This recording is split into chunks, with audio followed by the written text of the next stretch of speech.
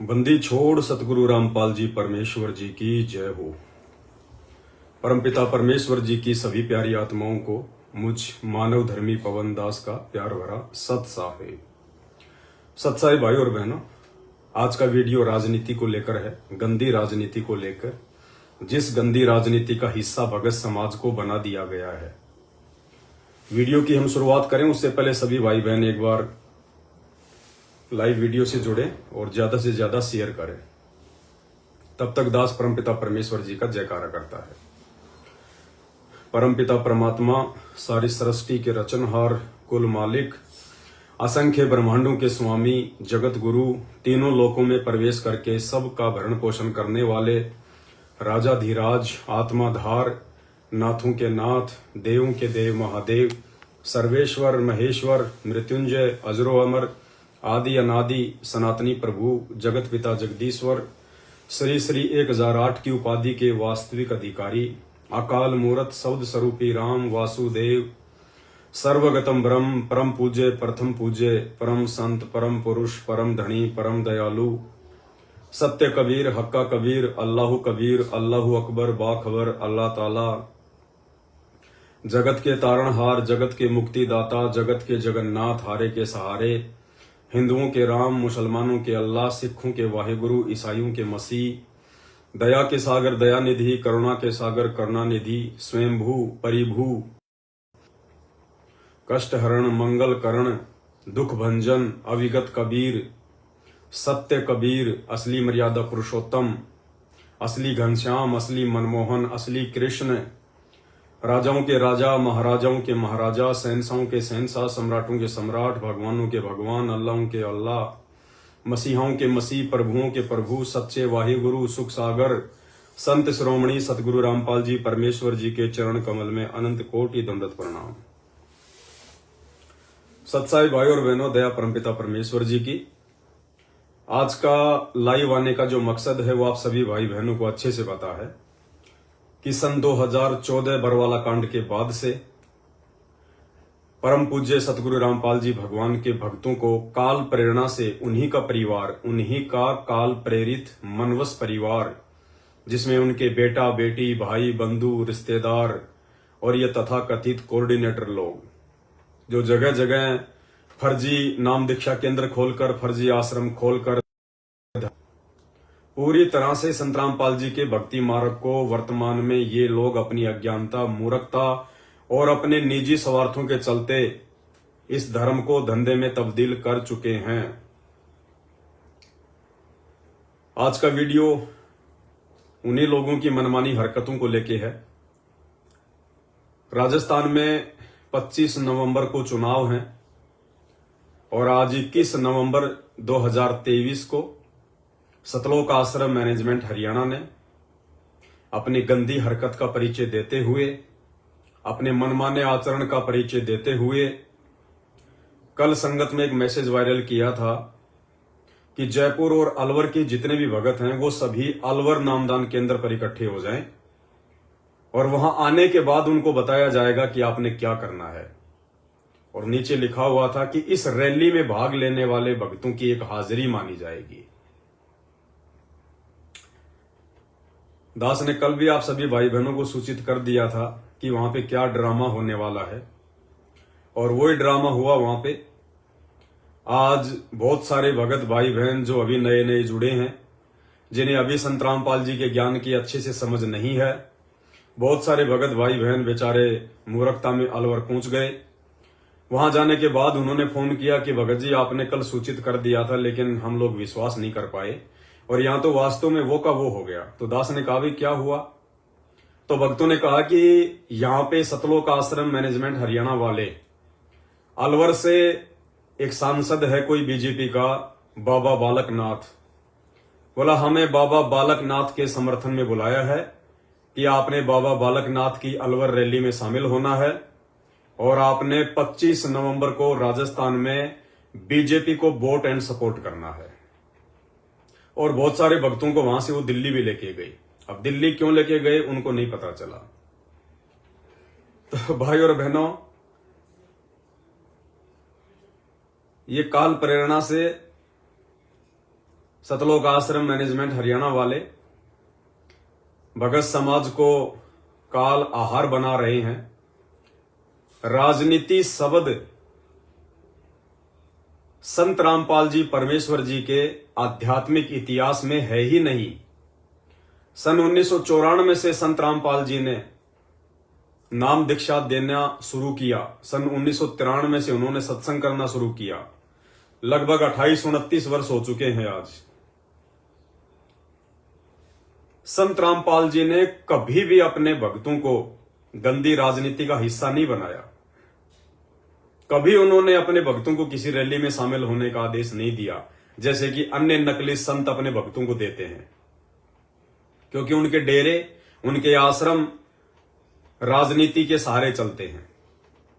लेकिन संत रामपाल जी ने 29 साल में कभी भी ऐसा घटिया कर्म अपने भक्तों से नहीं करवाया।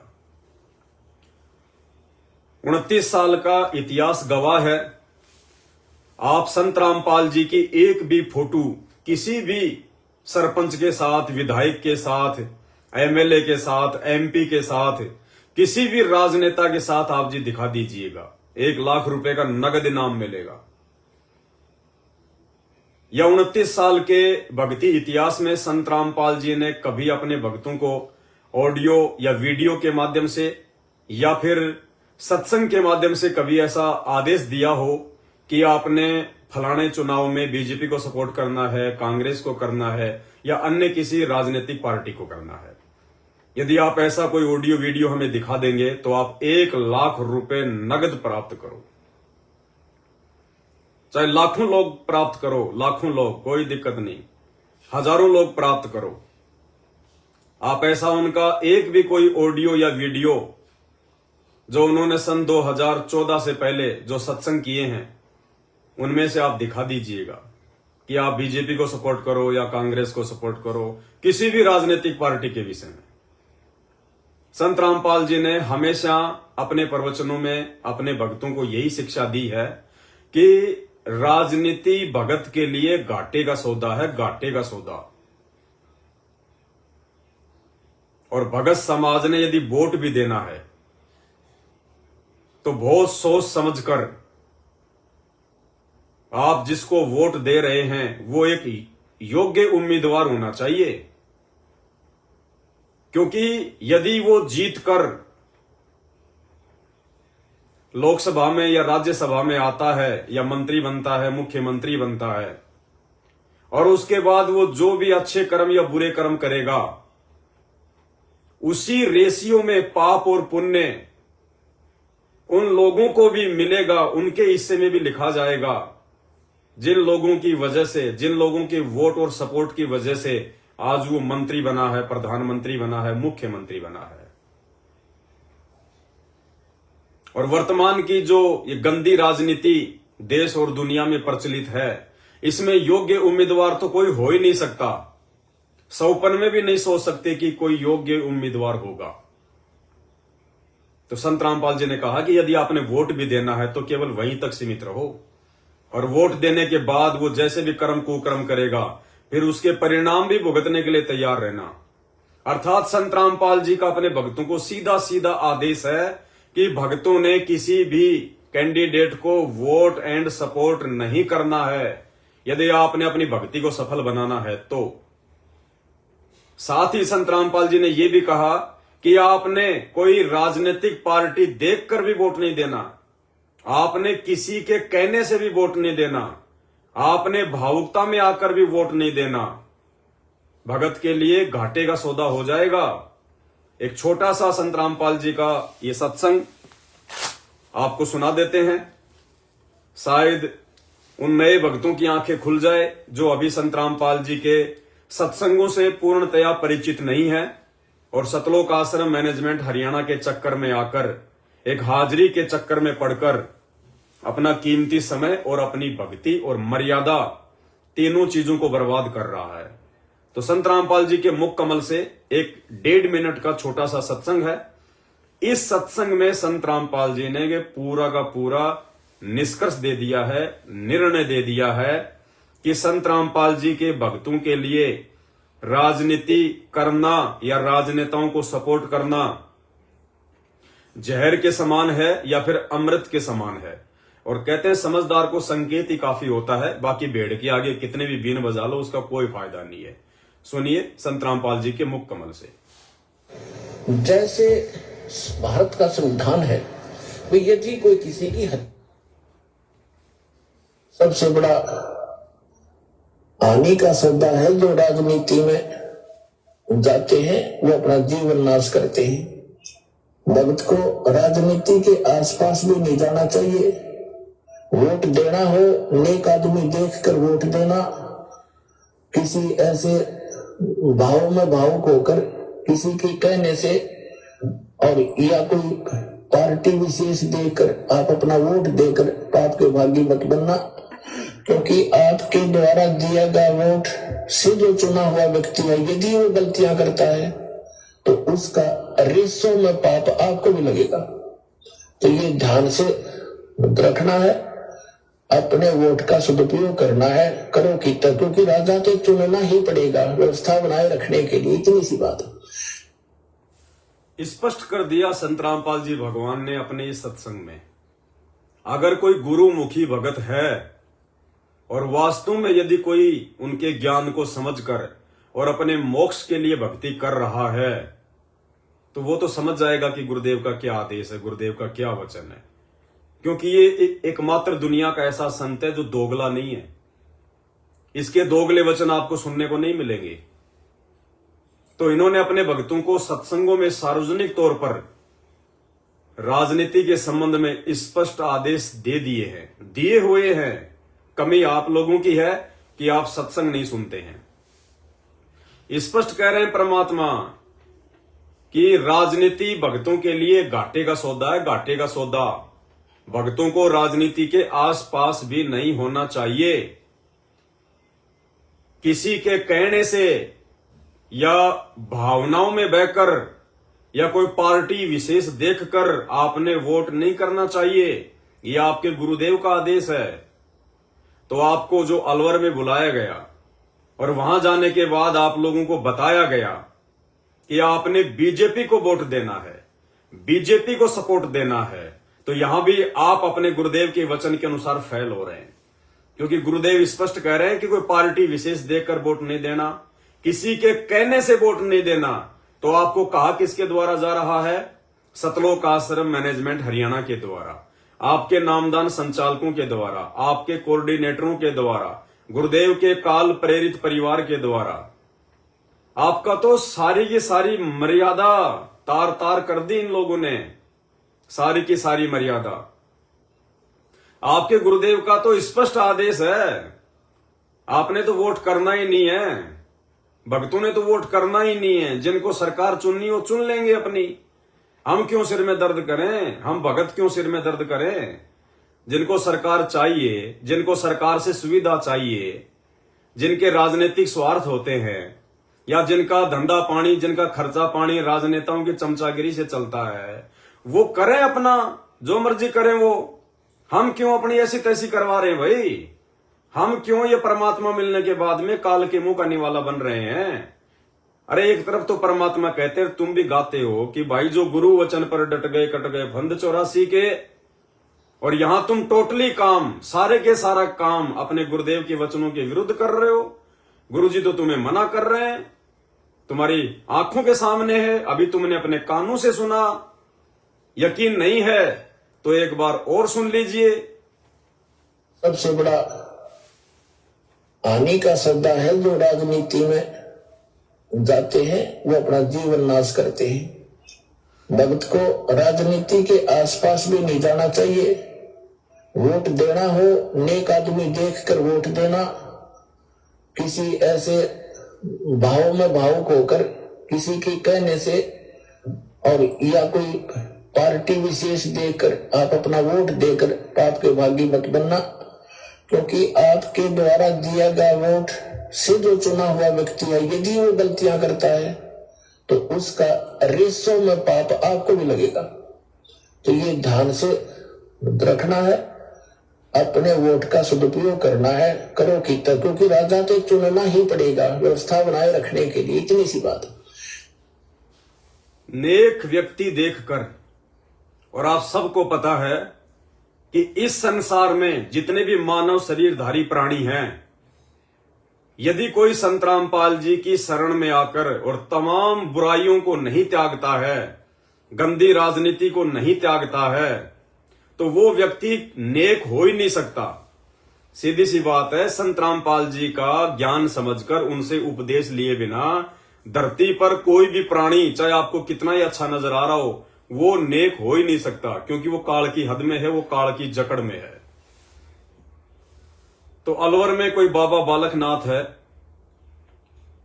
अब बताओ, पहले तो वो बाबा का काम क्या है राजनीति में? वर्तमान की राजनीति कितनी गंदी है। साधु संतों का राजनीति से मतलब क्या है, राजनीति से लेना क्या है? और ऊपर से साधु संतों से यानी संत रामपाल जी के भक्तों से उनका समर्थन करवाया जा रहा है। ये काल तुम भक्तों को अपने चक्कर में फंसा रहा है।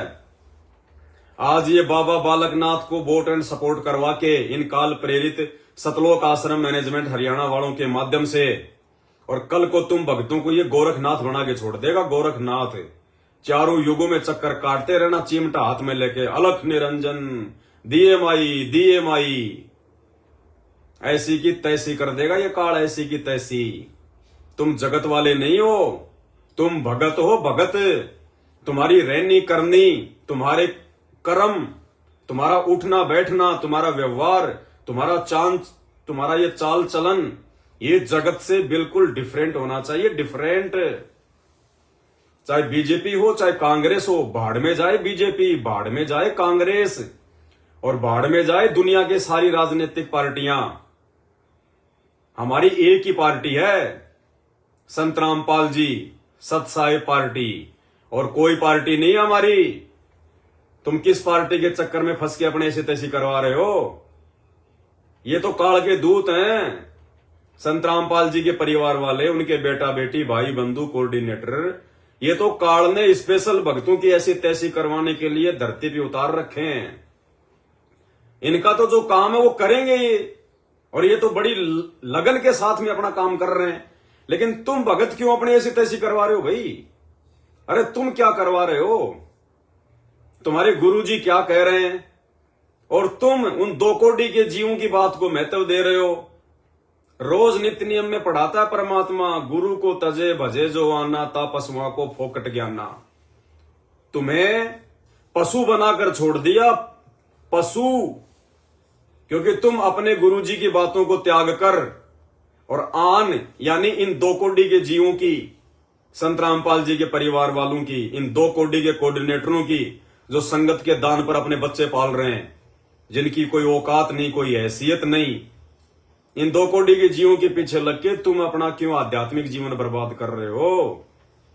अरे तुम्हारी आंखों के सामने तुम्हारा गुरु क्या बोल रहा है, और तुमसे तुम्हारे गुरुजी के वचनों के खिलाफ ही सारे कुकर्म करवाए जा रहे हैं। सुना कभी तुमने अपने गुरुजी के मुख कमल से?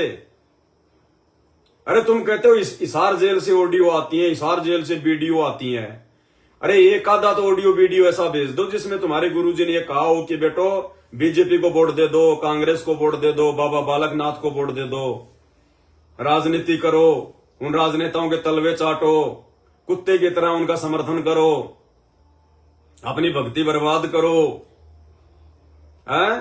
तुम तो कहते हो दिन में गुरुजी के 3 बार फोन आते हैं जेल से, लाइव आते हैं। अरे तो एक भी ऑडियो वीडियो में गुरुजी ने तुम्हें राजनीति करने की सलाह दी है क्या मूर्खो?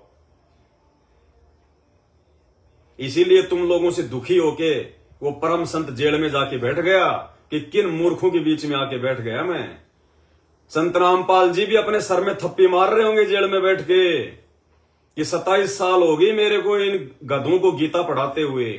अगर रियल गधे को गीता पढ़ाई होती ना, असली गधे को गीता पढ़ाई होती, वो भी बैकुंठ में जाने की तैयारी कर लेता। और 28 साल से तुम गधों को संत रामपाल जी ने गीता, वेद, कुरान, पुराण पढ़ाए, और तुम नरक में जाने की तैयारी कर रहे हो अपने गुरुजी के वचनों के खिलाफ। अरे वो तो काल के दूत हैं, सतलोक आश्रम मैनेजमेंट हरियाणा वाले। उन्होंने तो अपने फर्जी आश्रम चलाने हैं, उन्होंने तो अपना धंधा करना है। और सबको पता है कि राजनेताओं के तलवे चाटे बिना ये सतलोक आश्रम मैनेजमेंट हरियाणा वाले अपने आश्रम नहीं चला सकते। इनका धार्मिक धंधा नहीं चल सकता। इनको किसी एमएलए के, किसी एमपी के, तो किसी मंत्री के तलवे चाटने पड़ेंगे।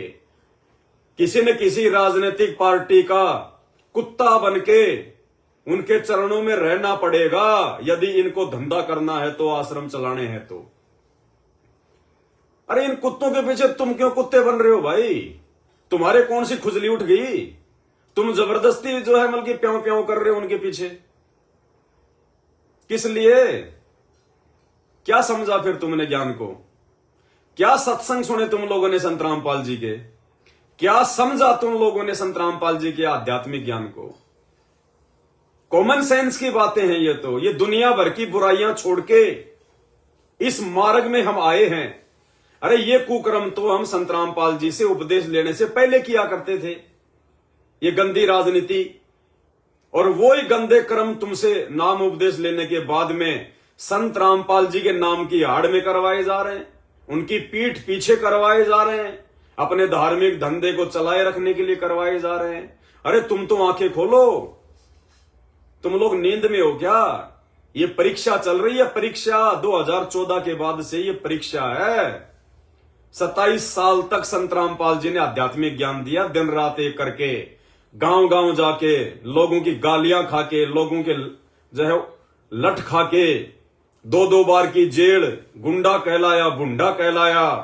अरे आप और हम भक्तों के लिए, ताकि हम इन कुकर्मों से पीछे हटें, हम अपने मानव जीवन के मकसद को समझे। इस श्वासें जो परमात्मा ने गिन गिन के दी है, ये परमात्मा का जयकारा लगाने के लिए दी है, राजनेताओं का जयकारा लगाने के लिए नहीं दी है।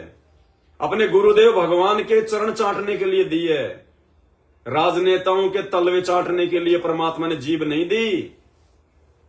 क्या कर रहे हो तुम?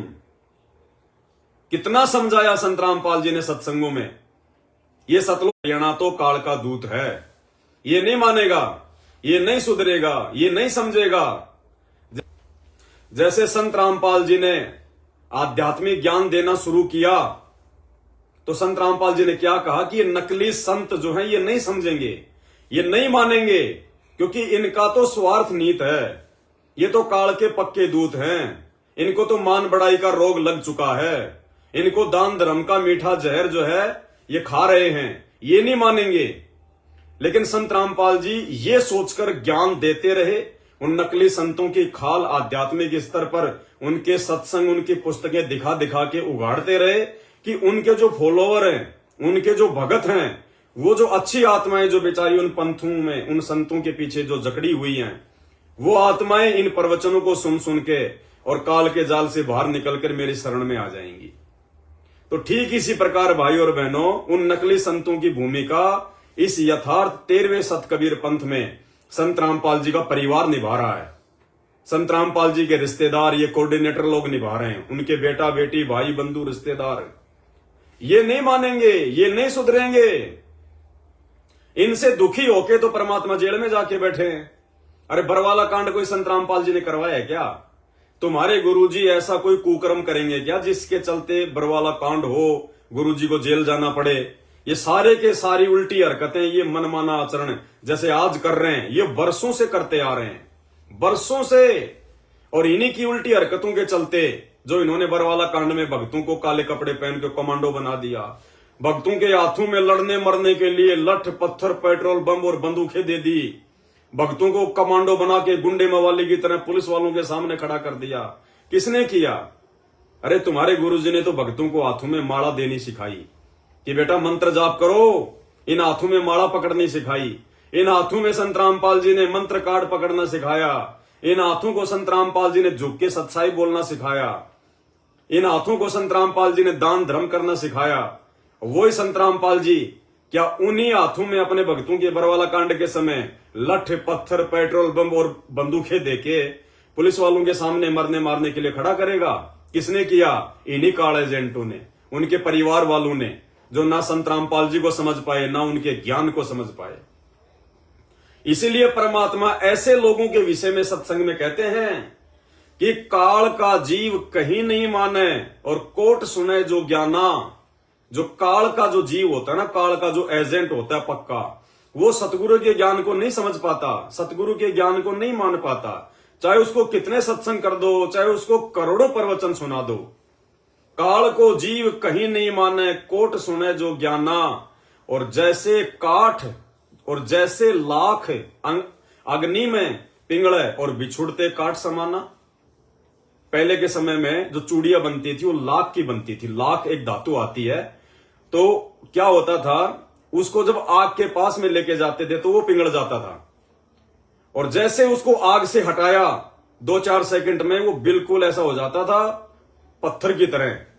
तो परमात्मा कहते हैं जो काल का जीव होता है ना, वो उस लाख की तरह होता है। जब तक वो संतों के साथ में रहता है तो वो बल्कि भगत दिखाई देगा एक नंबर का, और जैसे ही लाख की तरह वो संत से दूर हटेगा, तुरंत उसके अंदर वो के वो कुकर्म अवगुण व्याप्त हो जाएंगे जो उसके जीवन में थे पहले। तो ये वही लोग हैं, ये वो चंदन के सांप है, ये चंदन के सर्प, संत रामपाल जी के परिवार वाले, ये कोऑर्डिनेटर। परमात्मा कहते हैं जैसे सर्प चंदन लिपटाई, तन भया शीतल पर विष नहीं जाई। क्योंकि जो चंदन का पेड़ होता है वो शीतल होता है, सांप उसके चारों तरफ लिपटा रहता है और बिल्कुल शीतलता महसूस करता है, शांति में रहता है। अब कोई अनजान आदमी ये सोचे कि यार ये तो बहुत शीतल है, शांत बिल्कुल, ये तो निष्क्रिय होके पड़ा है, लगता है इसमें जहर नहीं है, इसका जहर समाप्त हो गया। लेकिन परमात्मा कहते हैं जैसे तुम उसको हाथ लगाओगे तुरंत फन उठा के और जो है वो डसने का प्रयास करेगा, ऐसे कि ऐसे जहर उसके अंदर भरा हुआ है। तो भाई संत रामपाल जी तो वो चंदन का पेड़ है, वो संत है, और ये सांप रूपी उनके परिवार वाले, ये कोऑर्डिनेटर, उनके रिश्तेदार, उनके बेटा बेटी, ये आश्रम में उनसे लिपटे रहते थे। तो भगत समाज को दिखाई देता था कि भाई एक नंबर के भगत हैं, सबसे पहले ये जाएंगे सतलोक। और जैसे ही संत रामपाल जी हिसार जेल गए, आज देख लो 10 साल हो गई, इन्होंने सैकड़ों कुकर्म खुद भी की और संगत से भी करवाए। 2019 में इन्होंने कांग्रेस को सपोर्ट किया फुल ऑल ओवर इंडिया, ये बीजेपी को हम नहीं आने देंगे, बीजेपी बहुत ही जो है घटिया पार्टी है, बीजेपी को आरएसएस चलाती है और आरएसएस नहीं चाहती कि कोई भी हिंदू संत जो है मतलब हमारे देश में आगे बढ़े। तो इन्होंने सन 2019 में संत रामपाल जी का नाम लेके पीले पर्चे निकाल के और पूरे के पूरे भगत समाज की ऐसी तैसी करवाई, बीजेपी के खिलाफ वोट करवाए, कांग्रेस का सपोर्ट करवाया। और अब 2023 के चुनाव में क्या कर रहे हैं, अब बीजेपी को सपोर्ट कर रहे हैं। अरे तुमसे अच्छा तो राम रहीम है, नालायको, वो तुम्हारी तरह वो दल बदलू नहीं है, वो भी आज तक अपने स्टैंड पे खड़ा है, बीजेपी का है तो बीजेपी का ही है, तुम्हारी तरह वो पार्टी नहीं बदल रहा, तुम तो उससे भी घटिया इंसान हो। तुम तो 5 साल भी नहीं रुके, 2019 में तो कांग्रेस के जो है तलवे चाट रहे थे और 2023 में अब तुम बीजेपी के तलवे चाटने लग गए। अरे तुमसे बड़ा तलवा चाट तो कोई धरती पे नहीं है। इसीलिए संत रामपाल जी भगवान कहते हैं काल का जीव कहीं नहीं माने और कोट सुने जो ज्ञाना, और जैसे लाख अग्नि में पिंगले बिछुड़ते काठ समाना। फिर परमेश्वर कहते हैं करोड़ वर्ष करो संगत संतों की, पत्थर का जल में क्या बीज है, एक चंदन बन में रंग ला दे बांस बिटंबी ना सीजे। परमात्मा कहते हैं पानी के अंदर तो हर वस्तु कोमल हो जाती है, लेकिन एक पत्थर ऐसी चीज है अगर वो 1 करोड़ वर्ष तक पानी में भी रहेगा ना, और उसके बाद उसको बाहर निकाल के आपस में रगड़ो 2 पत्थरों को, चिंगारी फड़केगी, चिंगारी, उसमें कुछ बदलाव नहीं होता। तो परमात्मा कहते हैं जो काल के एजेंट होते हैं, जो काल के जीव होते हैं ना, जो भगत से दिखाई देते हैं, उनकी पहचान यही होती है कि वो संतों के शरण में चाहे कितने भी वर्ष रहो, कितने भी समय रहो, लेकिन जैसे ही वो संत से दूर हटेंगे वो अपनी असलियत पे आ जाएंगे, अपनी औकात दिखा देते हैं वो कि हम क्या हैं।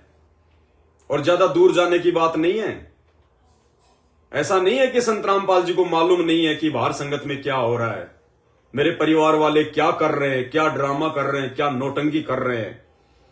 भाई वो क्यों बोलेगा, क्यों बोलेगा? और ना बोलने के 2-3 कारण हैं। ये परम संत है, कोई छोटा मोटा साधु संत नहीं है। सबसे पहली बात तो संत रामपाल जी वर्तमान में इसलिए कुछ भी नहीं बोलेंगे क्योंकि काल के साथ उनका एग्रीमेंट है।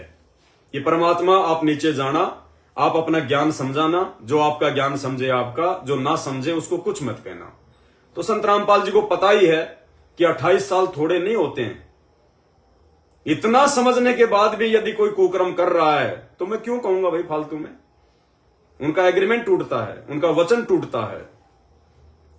तो भैया ये छटनी हो रही है।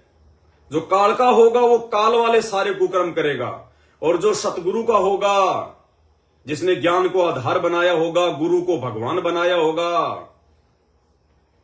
वो भैया इस गंदी राजनीति से सैकड़ों कोस दूर रहेगा, सैकड़ों कोस। तो संत रामपाल जी कुछ नहीं कहेंगे, वो सब जानते हैं वर्तमान में क्या है और क्या नहीं हो रहा है। वो अंतर्यामी भगवान है। अंतर्यामी एक तुम, आत्म के आधार, जो तुम छोड़ो हाथ तो मोई कौन उतारे पार। इनसे बड़ा अंतर्यामी सृष्टि में कोई नहीं है।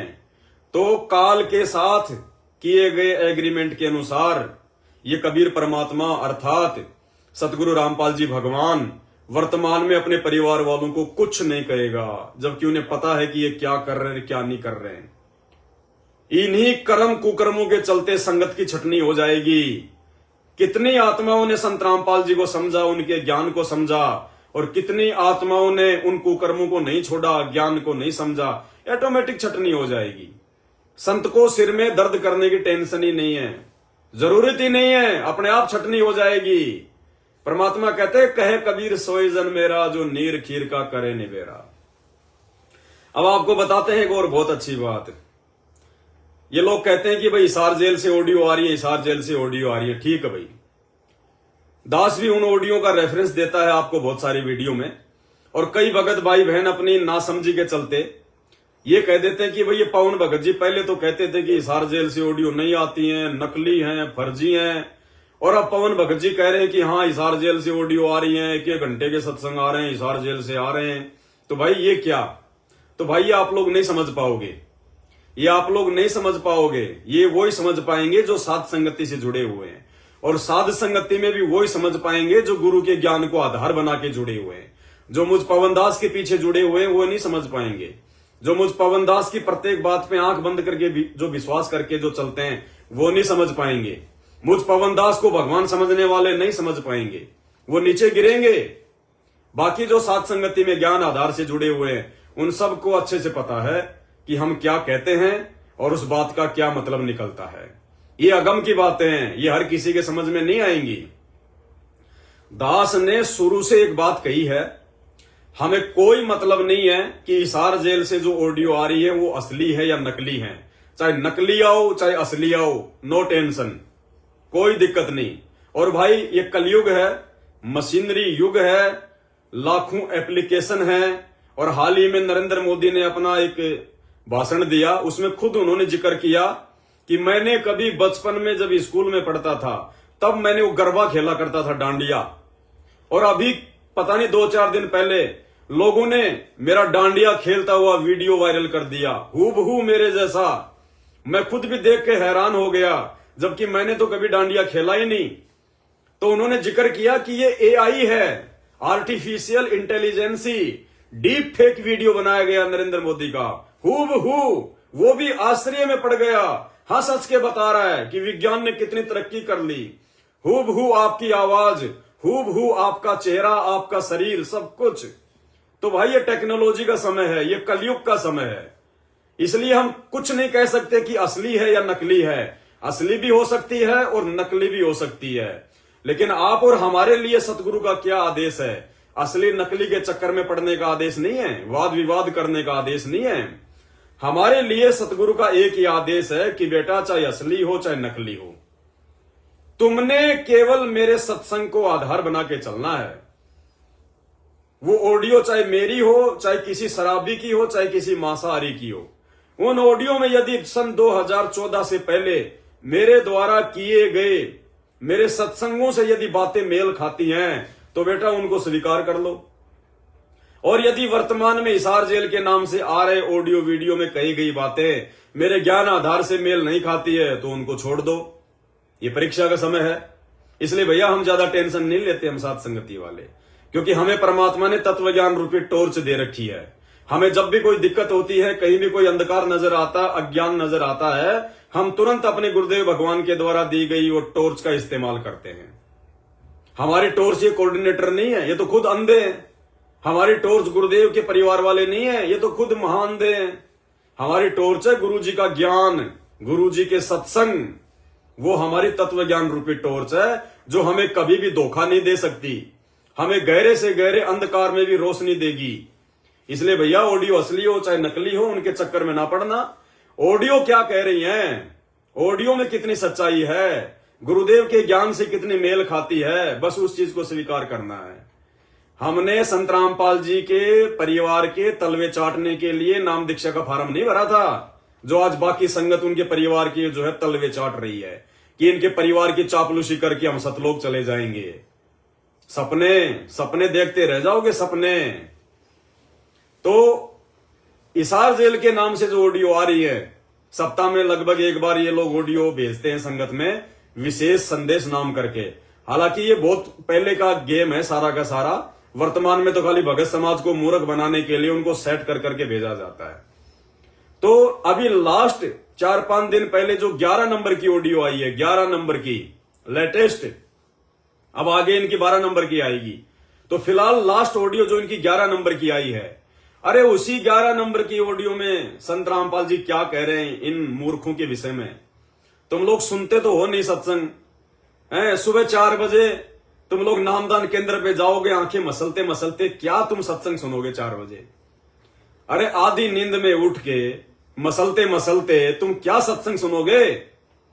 तो उस ऑडियो में संत रामपाल जी क्या कह रहे हैं, यदि तुम्हारे अनुसार वो जेल से आ रही है, तो संत रामपाल जी तो स्पष्ट रूप से इन मैनेजमेंट वालों को रिजेक्ट कर रहे हैं। रिजेक्ट क्या कह रहे हैं कि आपको सारनाम लिए हुए भगत और हमारे बहुत ज्यादा नजदीक रहने वाले, और जब हम उनके कुकर्म देखते हैं तो हमारे को भी शर्म आती है।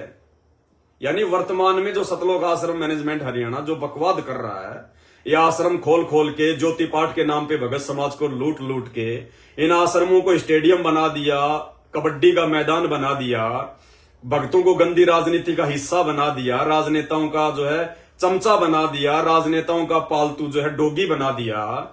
ये सारे कुकर्म वो अंतर्यामी परमात्मा देख रहा है और वो संकेत भी कर रहा है। वो संकेत ही करेगा, स्पष्ट रूप से नहीं कहेगा कि बच्चों ये राजनीति मत करो, बच्चों ये मेरे परिवार वाले काल के एजेंट हैं। कबीर परमात्मा को भी 650 साल पहले पता था कि जिस मुर्दा को मैं जिंदा कर रहा हूं, इस कमाल नाम के लड़के को, ये काल का स्पेशल एजेंट है और आगे चल के मेरी संगत को तोड़ेगा। लेकिन उसने भी कभी जिक्र नहीं किया परमात्मा ने कि यह काल का एजेंट, और मुर्दे से जिंदा करके अपने बेटे की तरह अपने पास में रखा, पाला पोसा, उसको ज्ञान दिया। तो ये वही तो कबीर परमात्मा है। फिर ये आज कैसे कह देगा कि ये मेरे बेटा बेटी, मेरे रिश्तेदार, ये कोऑर्डिनेटर, ये काल के एजेंट हैं। भैया ज्ञान किस लिए दिया है? 27 साल से अनमोल तत्व ज्ञान रातों को जाग जाग के क्यों दिया है? अरे अचार डालने के लिए थोड़ी दिया ये ज्ञान परमात्मा ने। इस ज्ञान को अपनी बुद्धि में, अपने जहन में बैठाओ, गुरुदेव के सत्संगों पे विचार करो, चिंतन मनन करो, मंथन करो, तब जाके इसका निष्कर्ष निकलेगा।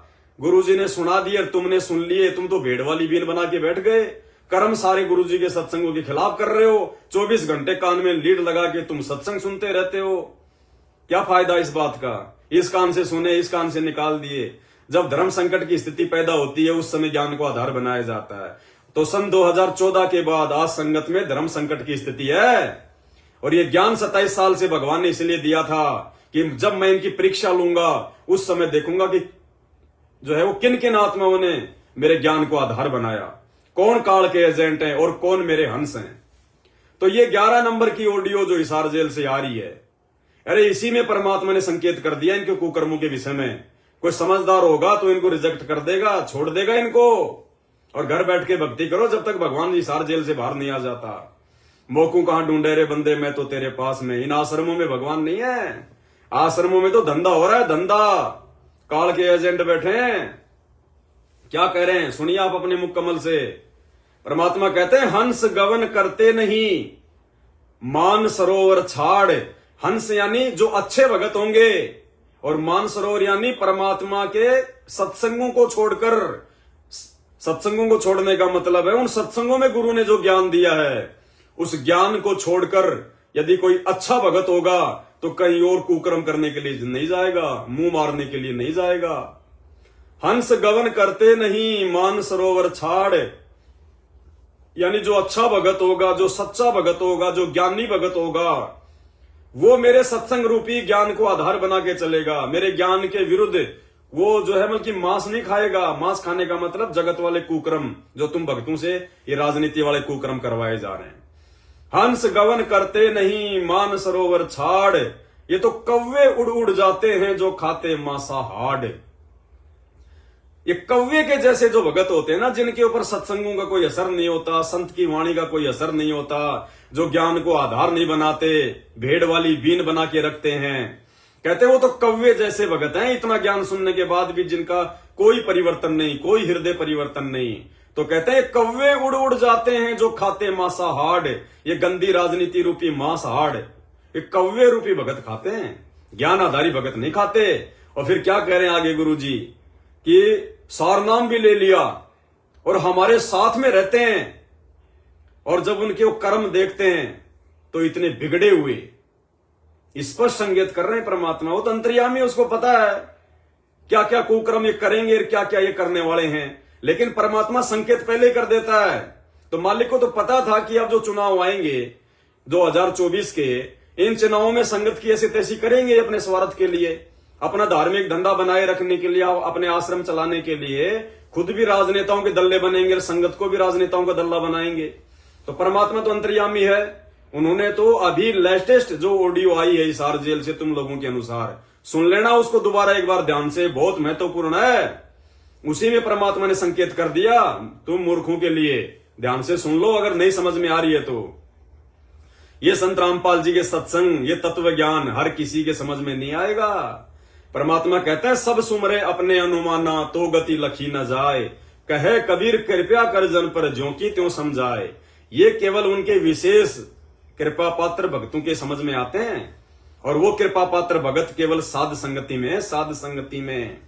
सुनिए क्या कह रहे हैं परमात्मा इस सतलोक आश्रम मैनेजमेंट हरियाणा के विषय में, इन कुकर्मियों के विषय में।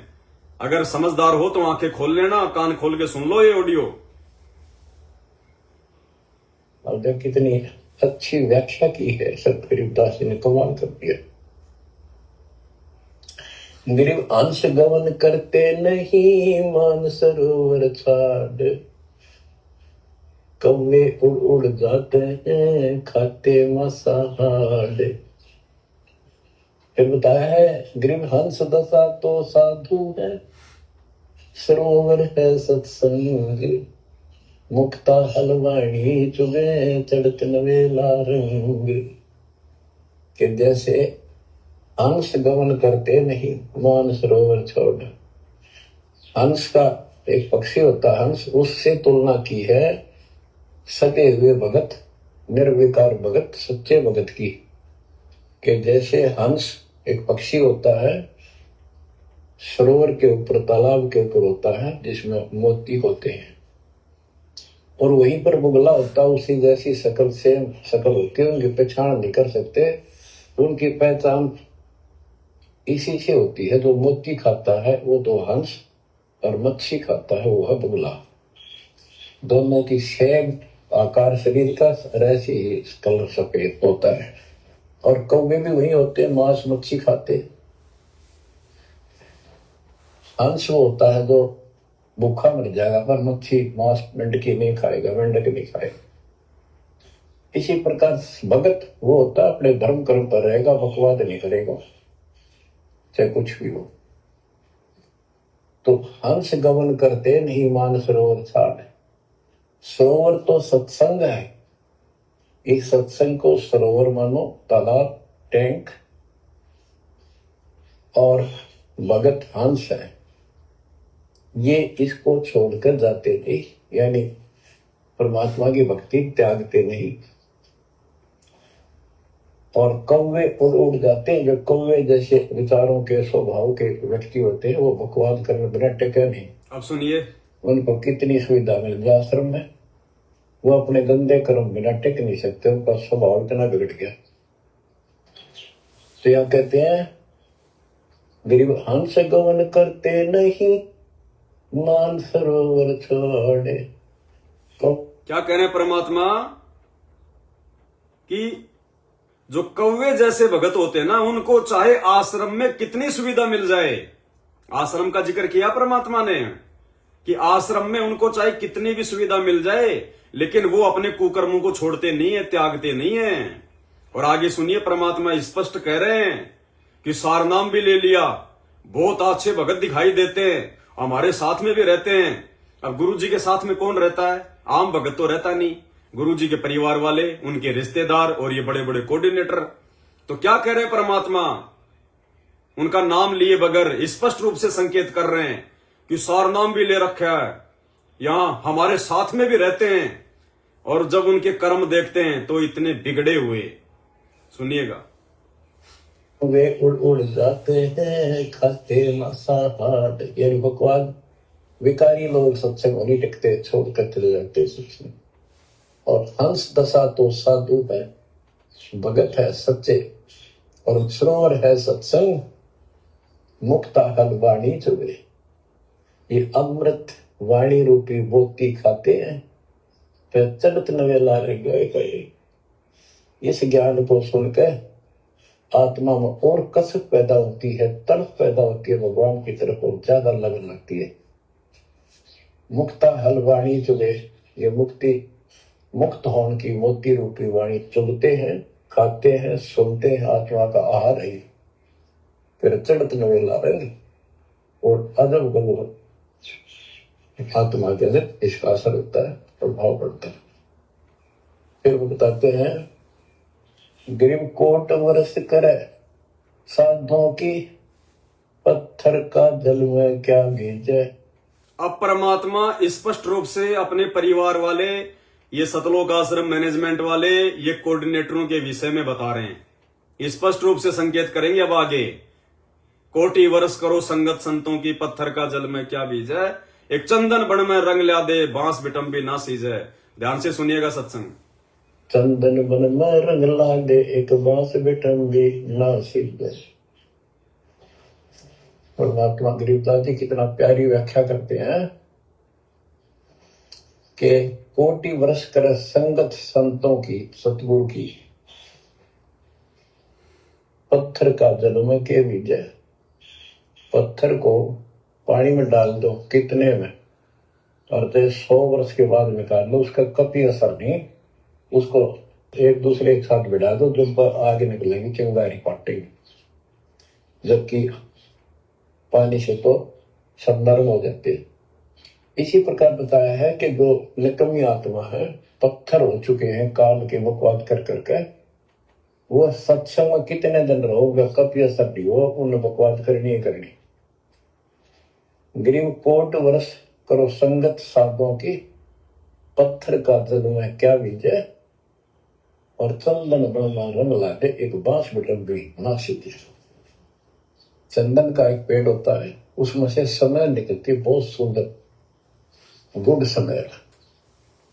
और आसपास के जितने पेड़ उसके पास होते हैं, उनको भी उनकी समय से उनमें भी समय लानी शुरू हो जाती है। अगर उसको काट दिया जाता है दूसरे वृक्ष को, उसकी लकड़ी कहीं ले जाते हैं बाहर, तो उसमें समय लाती है, लोग चंदन समझते हैं। और कुछ नकली व्यापारी उनको चंदन के रूप में बेचते भी हैं। अब सुनिएगा, कहने का भाव ये है कि सतगुरु के पास रहने से, सत्संग सुनने से अच्छी आत्माओं का तो असर पक्का होगा, लेकिन बांस बिटम्बी ना सीधे।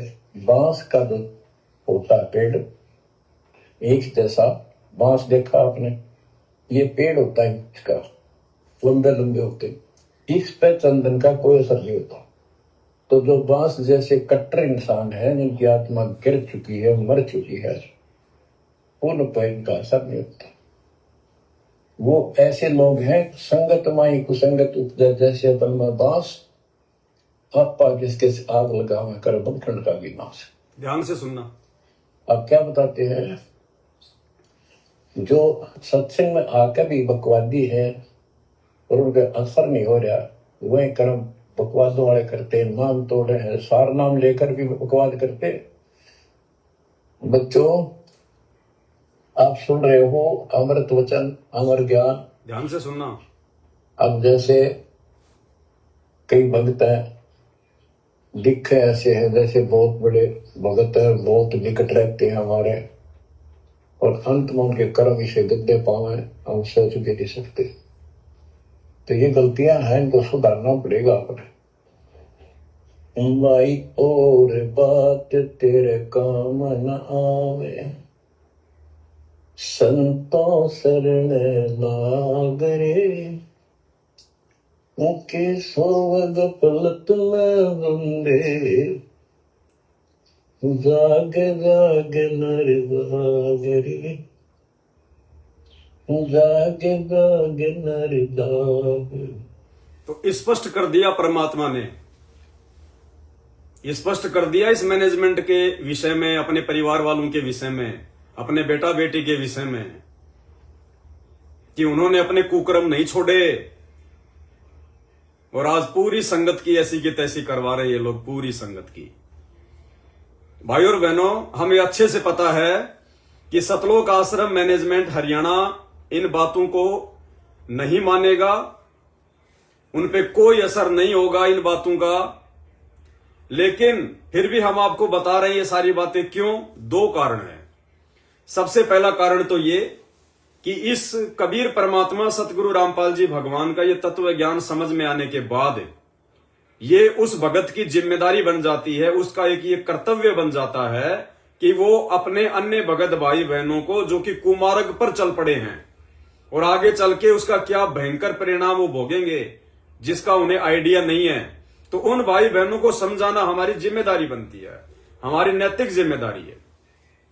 तो सबसे पहला रीजन तो ये कि कल को जब वो परमात्मा आके सवाल जवाब करेगा, पूछेगा कि नालायकों ये तो नादान थे, इनको तो नहीं पता बेचारों को, ना इनको ढंग से इनको सत्संग सुनने दिए गए, जल्दबाजी में इनको पकड़ पकड़ के इनको नाम दिला दिया गया, कोई भूत से परेशान होके आया था, कोई बीमारी से परेशान होके आया है, ये तो ज्ञान नहीं समझ पाए बेचारे, ना इनको कोई नियम बताए इन लोगों ने, बस जल्दबाजी में जोड़ दिया और फिर ज्योति पाठ ज्योति पाठ ज्योति पाठ अपना धार्मिक धंधा शुरू कर दिया।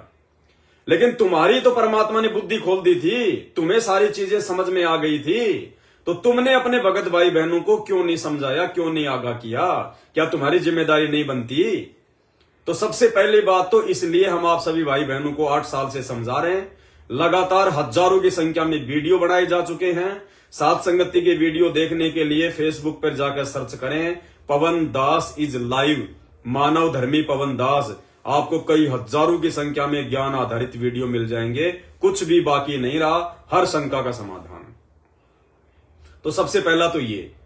दूसरा कारण, हम जो बार बार लाइव आते हैं, हमें पता है कि मैनेजमेंट वालों पे तो जूबी नहीं रहेंगी, क्योंकि वो तो काल के जीव हैं, वो तो सांप की तरह हैं, जो चंदन से लिपटे रहे तो बिल्कुल शीतल दिखाई देते हैं और चंदन से हटते ही कोई हाथ लगाते तो जो है जहर की फुकार मारते हैं। ये नहीं सुधरेंगे, इनका तो वो हाल होगा अंत में। परमात्मा को किसान की कहानी बताते हैं ना, कि परमात्मा अपने एक आत्मा के पास गया, बोले भाई नाम ले ले, भक्ति कर ले। बोले किसान भक्ति कर ले। बोले भक्ति तो मैं करता हूं। क्या भक्ति करता है? बोले शंकर जी के जल चढ़ाता हूं, ओम नमः शिवाय का जाप करता हूं। बोले या भक्ति को नहीं, शास्त्रों के विरुद्ध है, अंत में पछताएगा। बोले और क्या भक्ति होती है? बोले जो मैं बताऊंगा वो। बोले अभी नहीं, अभी बोले मेरे पोते जो हैं छोटे छोटे हैं, बोले बाद में लूंगा नाम। बोले ठीक है। परमात्मा चले गए। फिर थोड़े समय बाद आए परमात्मा, तो परमात्मा को मालूम पड़ा कि भाई किसान तो जो है वो मर लिया। तो बोला, अब मालिक तो अंतर्यामी थे, वो खेत में गए सीधे। अब खेत में गए तो पता चला कि वो तो बैल बन के वो तो खेत जोत रहा है वो किसान, और उसी का बेटा उसके मार मार के लकड़ियां और खेत जो है जोत रहा है। तो उसको पहले भी 3-4 बार आके परमात्मा ने समझाया था, हर बार वो टाल देता कि नहीं नहीं, अभी मेरे बच्चे छोटे हैं, अभी मेरे पोते छोटे हैं, बाद में नाम लूंगा, बाद में नाम लूंगा। तो तीसरी चौथी बार गया वहां परमात्मा, तो मालिक ने देखा कि नालायक देख बैल बन के और अपने खेत में देखो मतलब हल जोत रहा है। तो परमात्मा गया तो वो जो किसान का जो लड़का था वो पहचान गया कि भाई ये तो वही महात्मा जो पहले आया करता था हमारे पिताजी के पास। वाओ जी महात्मा जी, आओ जी पानी पियो जी, विश्राम करो जी। बोला भाई ठीक है, तू बैठ, में आया 2 मिनट में। परमात्मा गए बैल के पास और जाके उसके कान में कहा, रे नालायक अब तो मान जा, देख तेरी क्या दुर्गति हो गई, बैल बन गया, अब भी मेरी बात मान जा, तेरा ये शरीर छुड़वा दूंगा, मानव शरीर दे दूंगा, भक्ति कर ले। तो जो किसान जो बैल बना हुआ था, वो बैल के शरीर में भी कह रहा है कि महाराज जी अच्छी बात कर रहे हो आप, भक्ति कर ले, भक्ति कर ले। मान लो मैं मर गया और मेरी जगह ये मेरा बेटा दूसरा बैल लाएगा और वो ढंग से काम नहीं करेगा तो मेरे बेटे के तो नुकसान हो जाएगा खेती में, अभी नहीं। तो परमात्मा बोला ठीक है भैया, तू अपने बेटों को दे, तू कमा कमा के। परमात्मा चले गए। थोड़े दिनों बाद में वो बैल का शरीर भी छूट गया, अब वो सांप बन गया। अब सांप बन के परमात्मा की वाणी है भाई, जहां आशा तहां बासा हुई, मन कर्म वचन सुमरियो सोई। वो उसी परिवार के आसपास घूमने लगा, चौक में आ गया घर के अंदर। अब उसके पुत्र वधू ने देखा कि भाई सांप सांप, शोर मचाना शुरू कर दिया, बेटे लेके लठ आए। इतने में वो भागने लगा और वो मोरी के अंदर से जाने लगा, तो बेटे ने भागते कि मारा, खींच के लठ बीच में से टूट गया। घिसटता घिसटता बाहर निकल के झाड़ियों में जाके और रो रहा है, करा रहा है। अंतर्यामी परमात्मा गए वहां, अरे बोला अब भी मेरी बात मान जा। बोले भाई सुना, क्या हालचाल है? बोले महाराज, बोले नाम दे दो। बोले भक्ति करूंगा, नाम दे दो। तो परमात्मा बोले तेरे समझ में तो आई, लेकिन ये साकल टूटने के बाद आई। तेरे समझ में तो आई कि भक्ति करनी चाहिए, लेकिन ये तेरी ये कमर टूटने के बाद में समझ में आई। तो ये सतलोक आश्रम मैनेजमेंट हरियाणा, गुरु जी का परिवार और ये कोऑर्डिनेटर और ये अंधी संगत जो गांधारी की तरह आंखों पे अज्ञानता की काली पट्टी बांध के इनके हर आदेश को फॉलो करती जा रही है, इनके समझ में तो आएगी, लेकिन 2028 से पहले पहले जब इनकी साकल टूटेगी ना, इनकी ये कमर टूटेगी, उस समय इनके समझ में आएगी। तो ये वीडियो मैं अपने सत्सेवक भाई बहनों के लिए ज्यादा बनाता हूं, वो सात संगति से जुड़े हुए परमात्मा के बच्चे जो ज्ञान आधारी हैं, जिनके ऊपर किसी भी प्रकार की बकवाद का कोई असर नहीं होता, जिनके सामने तुम दुनिया का कोई भी जटिल से जटिल आध्यात्मिक सवाल लाके खड़ा कर दो, वो 2 मिनट में अपने गुरुदेव के द्वारा दिए गए तत्व ज्ञान रूपी टोरस से देख लेंगे कि ये मेरे गुरुजी के वचन के अनुसार हैं या मेरे गुरुजी के वचन के खिलाफ हैं, और 2 मिनट में ठोकर मार देते हैं यदि गुरुजी के वचन के खिलाफ है तो। नहीं भैया, तू होगा गुरुजी का बेटा, तू होगी गुरुजी की बेटी, तू होगा गुरुजी का भाई, तू होगा कहीं का कोऑर्डिनेटर, हमारा कुछ नहीं लगता। नहीं, हमने तुम्हारी चापलूसी करने के लिए नाम नहीं लिया, हम भक्ति करेंगे अपने गुरुदेव की, अपने भगवान की, और जो गुरुजी का आदेश होगा वो हमें पता है हमारे गुरुजी क्या आदेश देंगे, उनके सत्संगों से मेल करेंगे हम। अगर उनके वचनों से मेल खाएगा तो स्वीकार्य है, और उसके बाद भी हम मानने ना मानने ये हमारी मर्जी है। तुम्हारे मुख से दिए गए आदेश मानने के लिए हम बाध्य नहीं है। हम कोई तुम्हारे जो है चमचे नहीं है, कुत्ते नहीं है जो हम तुम्हारे टुकड़ों पे पल रहे हैं। हम हमारे गुरुदेव भगवान के टुकड़ों पे पल रहे हैं। हम गुरुदेव के कुत्ते हैं, गुरुदेव के जो है खानदान के कुत्ते नहीं हैं। तो 2 मिनट में नीर-खीर का निबेरा कर लेते हैं परमात्मा के बच्चे। तो हम उनके लिए लाइव आते हैं। इस मैनेजमेंट के कुकर्मों के ऊपर हम जो ये वीडियो बना रहे हैं, इन वीडियो को देख देख के हमारे जो सत्सेवक भाई बहन हैं वो और ज्यादा दृढ़ हो जाते हैं कि हे परमात्मा, आपने कैसे दया बख्शी हम नीचों पे। हे बंदी छोड़, लाखों की संगत में से आपने साध संगत वालों का ही ज्ञान योग खोला। परमात्मा, हमें ये कुकर्म हमें बिल्कुल शीशे की तरह दिखाई दे रहे हैं, दर्पण की तरह दिखाई दे रहे हैं, और ये अंधी संगत बिना सोचे समझे किसी के कहने से और आपके नाम की आड़ में सारे कुकर्म कर रही है। ये परमात्मा, इनकी बुद्धि क्यों नहीं खुल रही? तो सत्सेवक भाई बहनों को जो है डर लगता है कि परमात्मा यदि हमने जरा से भी गफलत कर दी तो हमारी भी वो हालत हो जाएगी जो इन अंधों की हो रही है। इन्हें सही गलत में कोई जो है फर्क ही नजर नहीं आता, इन्हें गुड़ में गोबर में कोई अंतर ही नजर नहीं आता। और हमारी परमात्मा ने आंखें खोल दी, गरीब ऐसा सतगुरु हम मिला, ज्ञान योग दिया खोल, और उधर माया का रस पिया कर हो गए डामाडोल। ये मैनेजमेंट वाले तो इस काल की भांग पी के, माया का ये रस पी के, अपने स्वार्थों में पड़ के, धर्म को धंधा बना के ये डामाडोल हो गए। और परमात्मा ने साथ संगत से जुड़े हुए भाई बहनों का ज्ञान योग खोल दिया। हमें दूध और पानी में साफ साफ फर्क नजर आ रहा है और इनको कुछ दिखाई नहीं दे रहा। तो हमारे जो सत्सेवक भाई बहन होते हैं, जब इनके कुकर्मों के वीडियो देखते हैं, इस प्रकार की घटनाएं जो संगत में जो घटित होती हैं, जब भाई बहन देखते हैं, सुनते हैं लाइव के माध्यम से, तो वो परमात्मा से बारंबार यही विनती करते हैं कि परमात्मा हमें तो संभाल के रखना, हे मालिक हमारे को ढीला मत छोड़ देना, जैसे आपने इनको छोड़ दिया, काल इनको नंगा नाच नचा रहा है परमात्मा।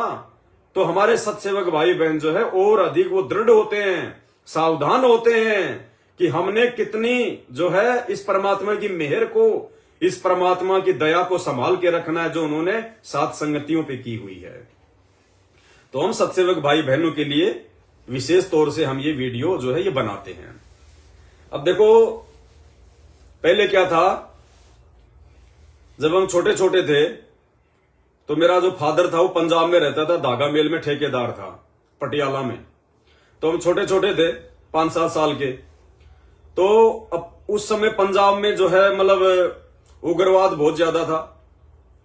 तो आए दिन आती थी अखबार में 2 आतंकवादी मार गए, 3 आतंकवादी मारे गए, 2 आतंकवादी जो है वो पकड़े गए। अब हम छोटे छोटे थे, अब हमें पता नहीं था कि आतंकवादी होता क्या है, आतंकवादी होते कैसे हैं। तो एक बार जहां वो फैक्ट्री थी जहां मेरे फादर काम करते थे, उसी फैक्ट्री के पास में जो है कोई आतंकवादी मारा गया, और सुबह सुबह पूरी फैक्ट्री में चर्चा हो गई कि भाई आतंकवादी मारा गया, आतंकवादी मारा गया। तो हमने सोचा कि भाई आज तो देखेंगे आतंकवादी होते कैसे हैं। हमने सोचा भाई कुछ सिर में कोई सींग वांग होते होंगे, कोई और ही तरह के होते होंगे कोई आतंकवादी, खाली नाम सुना था, देखा था नहीं, बालक थे। तो हम 2-4 लड़के जो है वो चले गए वहां पे, और वहां जाके देखा तो एक आदमी ऐसे रोड पे पड़ा, चारों मेर उसके पुलिस खड़ी थी और उसके गोली लग रही थी, मरा हुआ था। तो उसको देख दाग के मैंने कहा भाई आतंकवादी कहां है। तो वो जो दूसरे जो बच्चे थे उन्होंने कहा ये तो है आतंकवादी। मैंने कहा ये तो आदमी है। बोले आदमी तो होते हैं आतंकवादी, और आतंकवादी के कोई सिंह थोड़ी होते हैं। अब वो तो आतंकवादी तो समझ में आ गया था। अब जब से हमने सतगुरु रामपाल जी भगवान का नाम लिया, और सतगुरु रामपाल जी भगवान बार बार जिक्र करते थे कि भैया तुम काल के दूतों से सावधान रहना, ये ज्ञान लेने के बाद काल अपने दूतों के माध्यम से तुम्हें भ्रमित करवाएगा, तुम्हारी मर्यादा तोड़वाएगा, काल के दूतों से सावधान रहना, काल के दूतों से सावधान रहना। तो नए नए नाम लिए थे हम 2013 में। अब काल का दूत हमने पहले कभी सुना नहीं था, ये क्या शब्द है। तो हमारे मन में सवाल उठता था कि काल के दूत होते कैसे हैं, काल के दूत होते कैसे हैं, क्योंकि गुरुजी तो काल के बारे में बताते थे, ओछा माथा, विकराल चेहरा, लंबे लंबे दांत। तो दास ने सोचा कि भाई काल का दूत भी कोई ऐसा ही होता होगा। अब पता चला संत रामपाल जी के जेल जाने के बाद में कि काल के दूत होते कैसे हैं। अरे खुद उनके परिवार वाले काल के दूत बन के बैठे हुए हैं। अरे वो भी इंसानों जैसे होते हैं। वो काल उन दूतों के अंदर, आप और हमारे जैसे इंसानों के अंदर, उन भक्तों के अंदर जो मर्यादा तोड़ चुके होते हैं, जो गुरु जी के वचन के बाहर हो चुके होते हैं, जो गुरु जी को मानुष मानते हैं, काल उन्हीं के अंदर बैठ के उनको अपना दूत बना के, अपना एजेंट बना के अपना काम निकलवाता है। जैसे 650 साल पहले उसने कमाल के माध्यम से अपना काम किया, फिर धर्मदास के बेटे नारायण दास के माध्यम से अपना काम किया, और आज वो काल संत रामपाल जी के भाई महेंद्र के माध्यम से, उनके दोनों बेटों के माध्यम से, उनकी बेटियों के माध्यम से, उनके रिश्तेदारों के माध्यम से, इन कोऑर्डिनेटरों के माध्यम से इनको अपना एजेंट बना के, अपना दूत बना के संगत की ऐसी की तैसी करवा रहा है, सारे ज्ञान विरुद्ध कुकर्म करवा के। तो भाई इनसे बड़ा काल का दूत वर्तमान में धरती पे कोई और दूसरा नहीं है। और कितने अच्छे से परमात्मा ने, और भी देखो कितने सत्संग किए हुए हैं परमात्मा ने। ये संगत को सोचना चाहिए, संगत को समझना चाहिए। देखो हम जो चीख रहे हैं, चिल्ला रहे हैं, अरे तुम्हारे लिए तो कर रहे हैं, ये परमार्थ का काम है। आज तुम्हारे को ये बकवाद लग रही होगी, आने वाले समय में सिर पे हाथ रख के रोगे कि हमें कोई समझा रहा था लेकिन हम समझे नहीं। जैसे आज संत रामपाल जी भगवान 27 साल से कितना ज्ञान दे रहे हैं, कितने लोग समझ रहे हैं। पूरी दुनिया की आधी प्रतिशत जनसंख्या भी उनके ज्ञान को नहीं समझ रही। आधी प्रतिशत भी क्या होती है, आधे प्रतिशत बहुत ज्यादा बोल दिया मैंने, आधा प्रतिशत बहुत ज्यादा बोल दिया, क्योंकि 7.5-8 अरब की जनसंख्या है पूरे विश्व में, और संत रामपाल जी के मुश्किल से 30 से 40 लाख भगत है, 30 से 40 लाख है। ये मैनेजमेंट वाले चाहे 3 करोड़ बोलो चाहे 4 करोड़ बोलो, इनको तो राजनीति करनी है। राजनेताओं को जो है इन्होंने तो खुश करना है कि हमारी 3 करोड़ की संगत, हमारी 2 करोड़ की संगत। कुछ नहीं है, 30 या 40 लाख से ऊपर भगत नहीं है, और वो भी खाली फॉर्मेलिटी वाले भगत हैं। वो कोई भगत भी नहीं है। 75% वो काल के अनुसार चल रहे हैं, उनको ज्ञान से मर्यादाओं से कोई लेना देना नहीं है। तो परमात्मा ने अपने सत्संग में क्या बताया, और उन भाई बहनों को विचार करना चाहिए कि भाई परमात्मा ने एक सत्संग में हमें क्या बताया। मुसलमान धर्म के ऊपर गुरुदेव ने सत्संग किया। मुसलमान कहते हैं कि भाई अल्लाह का आदेश है मांस खाना चाहिए, हम तो मांस खाते हैं। तो गुरुदेव ने बताया कि उस अल्लाह ने तो 7 दिन में 6 दिन में जब ये सृष्टि रची और 7वें दिन वो तख्त पे जा बैठा, तो 6 दिन में अल्लाह ने जो आदेश देने थे, क्या खाना है, क्या पीना है, कैसे रहना है, वो उस अल्लाह का आदेश था। और अल्लाह 7वें दिन जाके तख्त पे बैठ गया। उसके बाद यदि किसी ने आदेश दिया है मांस खाने का, तो वो अल्लाह का आदेश नहीं है, वो शैतान का आदेश है, वो काल का आदेश है। और उस शैतान के आदेश को यदि कोई अल्लाह का आदेश मान के मांस खाएगा तो उसकी बिरान माटी होगी, बिरान माटी। ठीक इसी प्रकार वर्तमान में जो ये गंदी राजनीति करवाई जा रही है, इसके ऊपर परमात्मा ने एग्जाम्पल दिया एसएचओ का, कि एक व्यक्ति था और एक थानादार उसका मित्र था। उस व्यक्ति को उसका पड़ोसी बहुत ज्यादा दुखी करता था, परेशान करता था।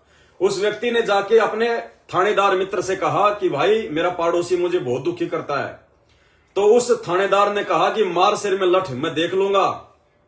अब उसने ऐसा ही किया, उसने अपने मित्र का आदेश फॉलो कर लिया और उसने अपने पड़ोसी के सिर में उठा के मारा लठ, वो मर गया। मरते ही सरकार का विधान था कि यदि कोई किसी का मर्डर करेगा तो उसको सजाए मौत या उम्र कैद की सजा होगी। सरकार ने ऑर्डर पारित किया और वो ही उसका मित्र, वो ही थानादार जिसने कहा था कि मार लठ में देख लूंगा, सरकार के आदेश से, राजा के आदेश से वो ही थानादार अपने मित्र के हाथों में हथकड़ी पहना के और जेल में डाल के आया।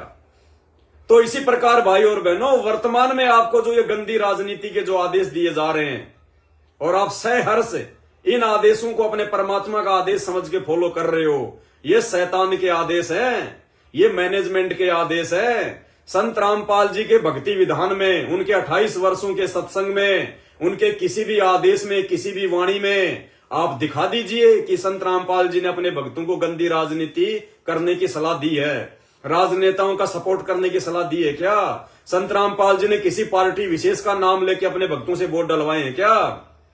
ये अल्लाह अकबर का आदेश नहीं है, ये संत रामपाल जी का आदेश नहीं है, ये तो उस एसएचओ रूपी मैनेजमेंट का अपना आदेश है जिसको तुम फॉलो कर रहे हो। इन राजनेताओं के तुम ये तलवे चाट रहे हो, कल को पछताओगे बहुत ज्यादा। काल के मुकदर खाओगे, काल के मुकदर बच नहीं पाओगे। क्या कह रहे हैं परमात्मा? ध्यान से सुनो, ये सत्संग परमात्मा ने मनोरंजन के लिए नहीं किए, ये हमारा टाइम पास करने के लिए नहीं किए। गुरुदेव को पता था कि वो समय आएगा मेरी संगत में, मेरे परिवार वाले, ये काल के दूत मेरे बच्चों को भ्रमित करेंगे मेरा ही नाम ले लेके। इसीलिए परमात्मा ने ये सत्संग किए हैं। सत्संगों का निष्कर्ष निकालना पड़ेगा। संत रामपाल जी ने विश्व के सभी धर्मों का निष्कर्ष निकाल दिया, गीता, वेद, कुरान, पुराण, बाइबल का निष्कर्ष निकाल के दे दिया। अब संत रामपाल जी अपने सत्संगों का निष्कर्ष नहीं निकाल के देंगे, सत्संगों का निष्कर्ष उनके ज्ञान को आधार बना के भक्तों ने निकालना पड़ेगा।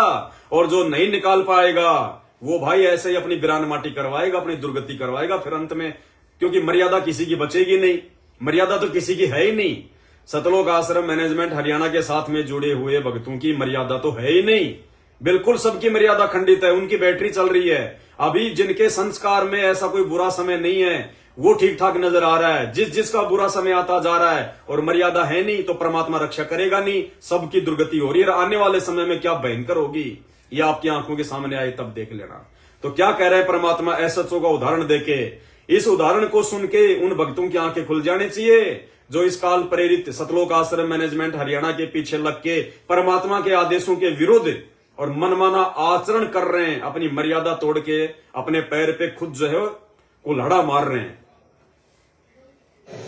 जैसे भारत का संविधान है, तो यदि कोई किसी की हत्या करता है तो उसको सजाए मौत होगी। एक समय एक एसएचओ दरोगा का मित्र कोई ग्रामीण था, उस ग्रामीण का, उस व्यक्ति का कोई पड़ोसी साथी, साथ वाले मकान का उससे द्वेष रखता था, झगड़ा करता था, मानता नहीं था। उसने अपने मित्र एसएचओ दरोगा जी से कहा कि ऐसे ऐसे मेरा एक पड़ोस में दुश्मन बना हुआ है, मानता नहीं है, तंग कर रहा है, क्या करूं? एसएचओ ने कह दिया कि मार उसका लठ, माफ देख लूंगा। अब उसने जाके उस पड़ोसी के साथ झगड़ा ठान लिया, उसका लठ मार दिया, वो मर गया। और उसी क्षेत्र का प्रभारी था वो एसएचओ। राजा का आदेश था कि यदि कोई किसी की हत्या कर दे उसको सजा मौत होगी, और एक अधिकारी ने कह दिया तू मार लठ, माफ देख लूंगा, तो उसने राजा का विधान तोड़ दिया, एसएचओ का आदेश पालन करके, तो सजाए मौत को प्राप्त हुआ, उसको दंड मिला। ठीक इसी प्रकार उस पूर्ण परमात्मा का आदेश तो 6 दिन में सृष्टि रच कर चला गया, बताया गया तो उसने बताना था, वो विधान है। उसके बाद कोई अन्य देव या कुरान शरीफ का ज्ञानदाता या गीता का ज्ञानदाता या कहीं भी किसी पुराण में कोई लिखा है तो उसका आदेश नहीं है, वो किसी एसएचओ का आदेश है। उसका पालन करके तुमने अगर कोई गलती की तो दंडित होगे, ये विधान है भगवान का। तो इसी प्रकार भाइयों और बहनों, ये जो गंदी राजनीति जो तुम कर रहे हो ना, बाबा बालक नाथ, फलाना नाथ, बीजेपी को वोट सपोर्ट, कुत्तों की तरह उनकी रैलियों में जा रहे हो, उनका समर्थन कर रहे हो, ये एसएचओ का आदेश मान रहे हो तुम। एसएचओ का आदेश है ये, अल्लाह अकबर संत रामपाल जी का आदेश नहीं है गंदी राजनीति करने का। कल को दुर्गति तुम्हारे सिर के सामने खड़ी होगी, तुम्हारे सिराने दुर्गति होगी, फिर कहां जाओगे, किससे समयाचना मांगोगे? क्योंकि इन्होंने तो जो कहना था, जो बताना था, बता दिया अपने सत्संगों में। अब तुम्हारा कान पकड़ पकड़ के फूक नहीं मारेंगे कि मैंने क्या समझाया था, मैंने क्या बताया था। ये किसी को अलग से कोई कोचिंग नहीं देता ज्ञान की, ये परम संत है। जिस प्रकार बरसात समान रूप से जो है बरसात करती है, वर्षा करती है, अब जिसका पात्र ही उल्टा रखा हुआ तो फिर बरसात का क्या दोष है? तो संत रामपाल जी ने तो समान रूप से ज्ञान दिया है। अब जो सत्संग सुनते समय अपने आंख नाक कान ही बंद करके बैठ जाए, चिंतन मनन ना करे, तो संत रामपाल जी का क्या दोष है? तो भाई तुम ये सतलोक आश्रम मैनेजमेंट रूपी एसएचओ के आदेश फॉलो कर रहे हो, और कल को तुम्हें पछताना पड़ेगा। खुद की दुर्गति कराओगे, अपने बाल बच्चों की भी तुम दुर्गति करवाओगे। और भी बहुत सारी बातें परमात्मा ने स्पष्ट रूप से कह रखा है कि हमारा राजनीति से कोई रिश्ता नहीं है, हम एक धार्मिक संस्था चलाते हैं, और ये ज्ञान पूरे विश्व में जाएगा, कोई इसको रोक नहीं पाएगा। और ये रोकने का तो काम कर रहे हैं। ये क्या कर रहे हैं? संत रामपाल जी के इस साफ सुथरे धार्मिक मार्ग में गंदी राजनीति का समावेश करके तुम लोगों से करवा के इस मार्ग को अवरुद्ध तो कर रहे हैं। ऐसे तो मार्ग होता है अवरुद्ध, जब भक्तों की मर्यादाएं नहीं रहेगी। और संत रामपाल जी आए अपने भक्तों का मोक्ष करवाने के लिए, और भक्तों की मर्यादा ये तोड़वा रहे हैं, ये काल के एजेंट। तो मार्ग में अवरुद्ध कौन बना हुआ है? ध्यान से सुनो, दुनिया पे फिट मत किया करो कि परमात्मा दुनिया के लिए बोल रहे हैं। अरे घर का जोगी जोगना, बाहर का जोगी सिद्ध, दीपक तले हमेशा अंधेरा रहता है, हमेशा अंधेरा रहता है दीपक के तले।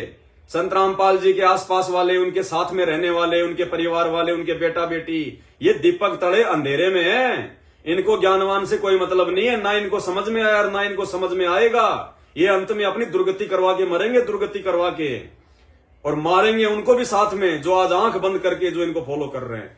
क्या कह रहे परमात्मा? हमारा किसी से विरोध नहीं है, हम ना किसी राजनीति को इच्छा रखते किसी राजनीतिक व्यक्ति से, ना राजनीति में हमारा हिस्सा है। हम एक धार्मिक संस्था चला रहे हैं और पूरे विश्व में जाएगा, इसको कोई रोक नहीं सकता। जैसे इस मार्ग का कोई विरोध करेगा, भगवान का मार्ग है। स्पष्ट कर दिया परमात्मा ने, ना हम किसी राजनीतिक व्यक्ति से कोई इच्छा रखते, और तुम्हें बाबा बालकनाथ की गोद में जाके बैठा दिया गोरखनाथ मनाने के लिए। क्यों सपोर्ट कर रहे हो तुम?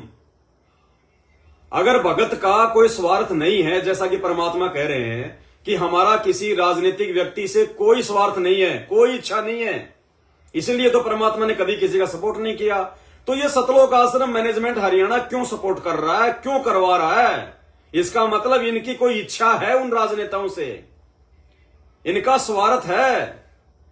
क्योंकि इनको पता है कि यदि राजस्थान में बीजेपी की सरकार आ जाती है तो अब की बार मुख्यमंत्री बाबा बालकनाथ को बनाया जाएगा, और बाबा बालकनाथ मुख्यमंत्री बन गया तो हमारा धार्मिक धंधा 2 गुना आगे बढ़ेगा, हमारे आश्रमों में कोई आपत्ति नहीं आएगी। हम खुल के जो है हर काम करेंगे, कोई परेशानी नहीं। तो इनका तो स्वार्थ है भाई, इनको भगवान पे विश्वास नहीं है, इनको तो बाबा बालकनाथ पे विश्वास है इनको। तो भाई इनके चक्कर में आके ये काल तुम्हें गोरखनाथ बना देगा, डोलोगे, अलग जगाते फिर अगले जन्मों में तुम घर घर में चिमटा लेके हाथ में। स्पष्ट कह रहे हैं परमात्मा। अब तुम्हारे गुरुजी के तो क्या वचन है और तुम क्या कर रहे हो।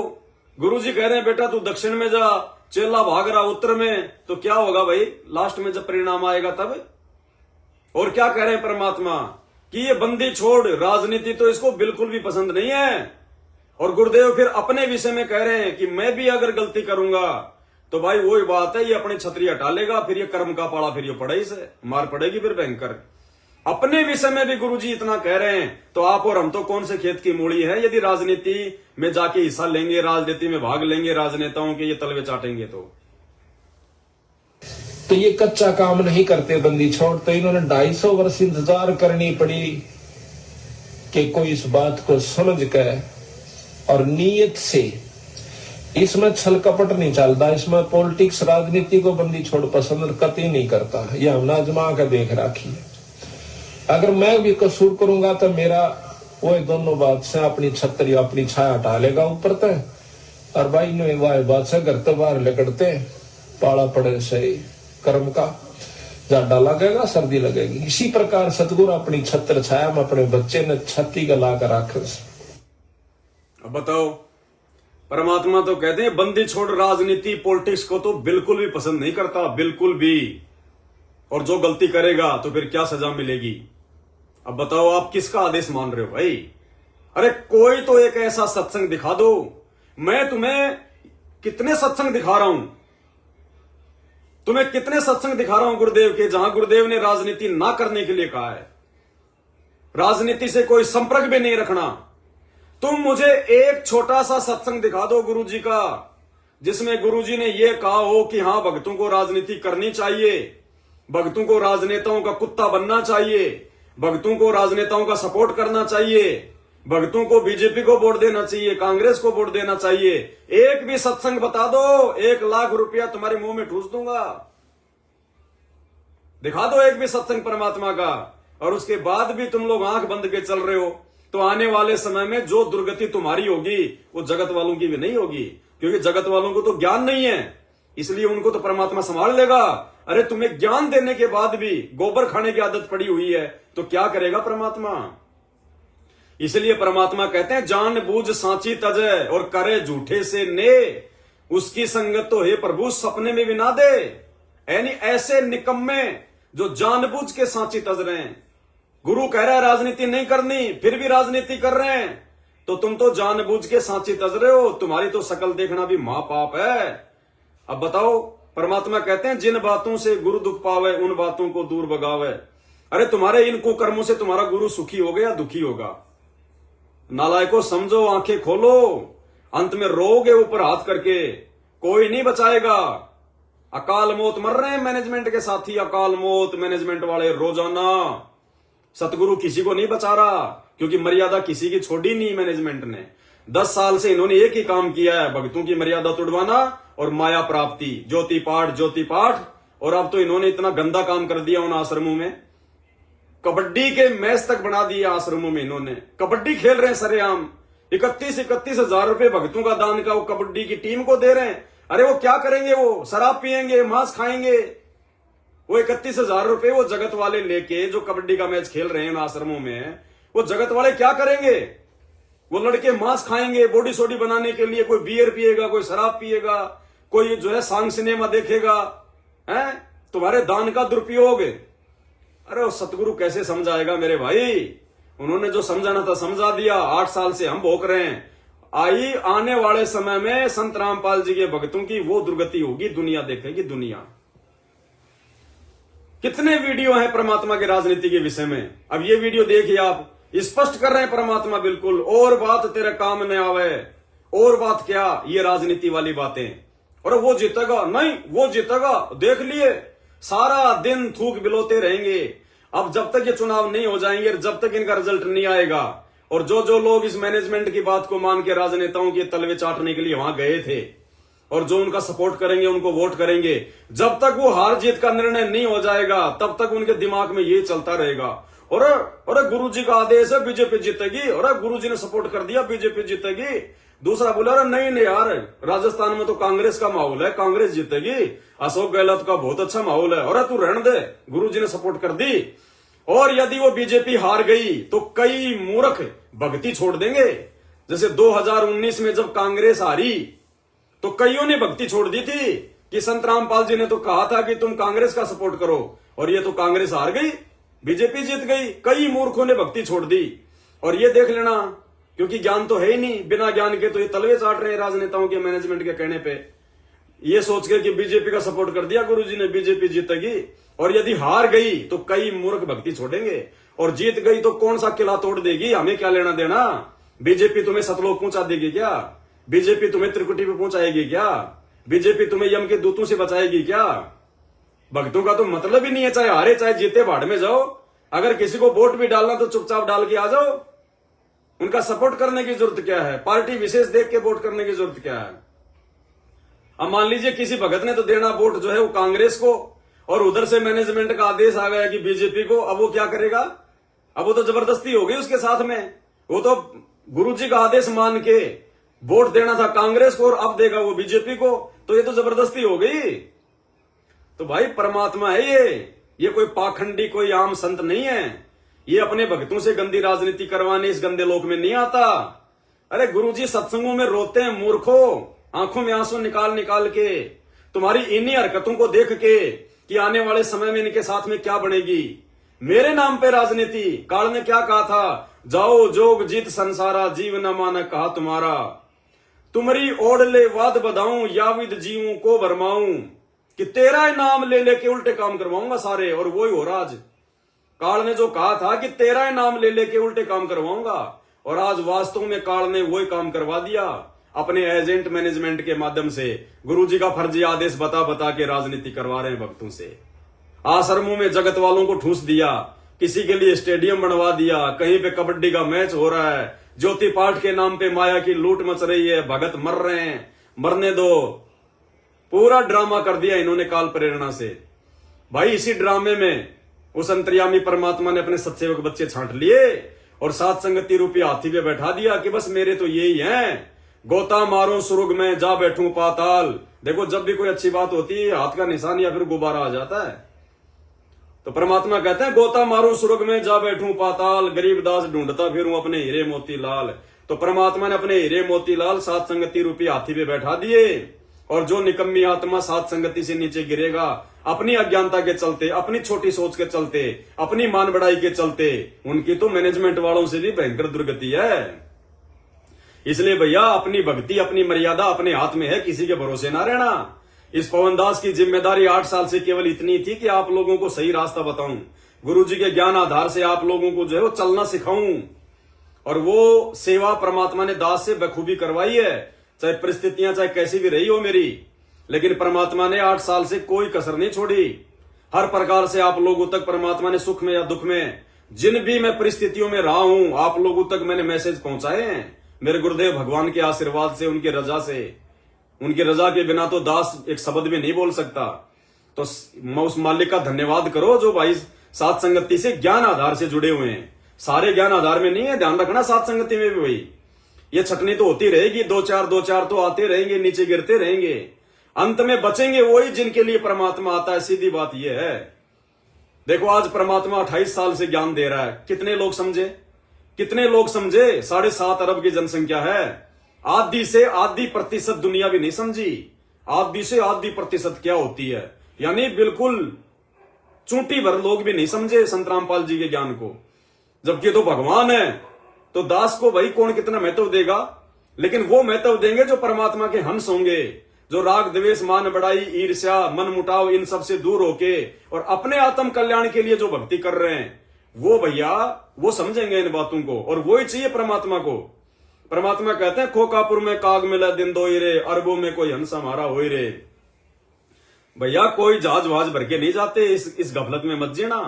ये तो परमात्मा ने बोलना पड़ता है कि ताकि नालायक भक्ति पे लगे रहें, टीचर कमजोर से कमजोर बच्चे को भी नहीं कहेगा कि तू फेल होगा, जबकि टीचर को तो पहले पता होता है कि ये सेकंड आएगा, फर्स्ट आएगा या फेल होगा।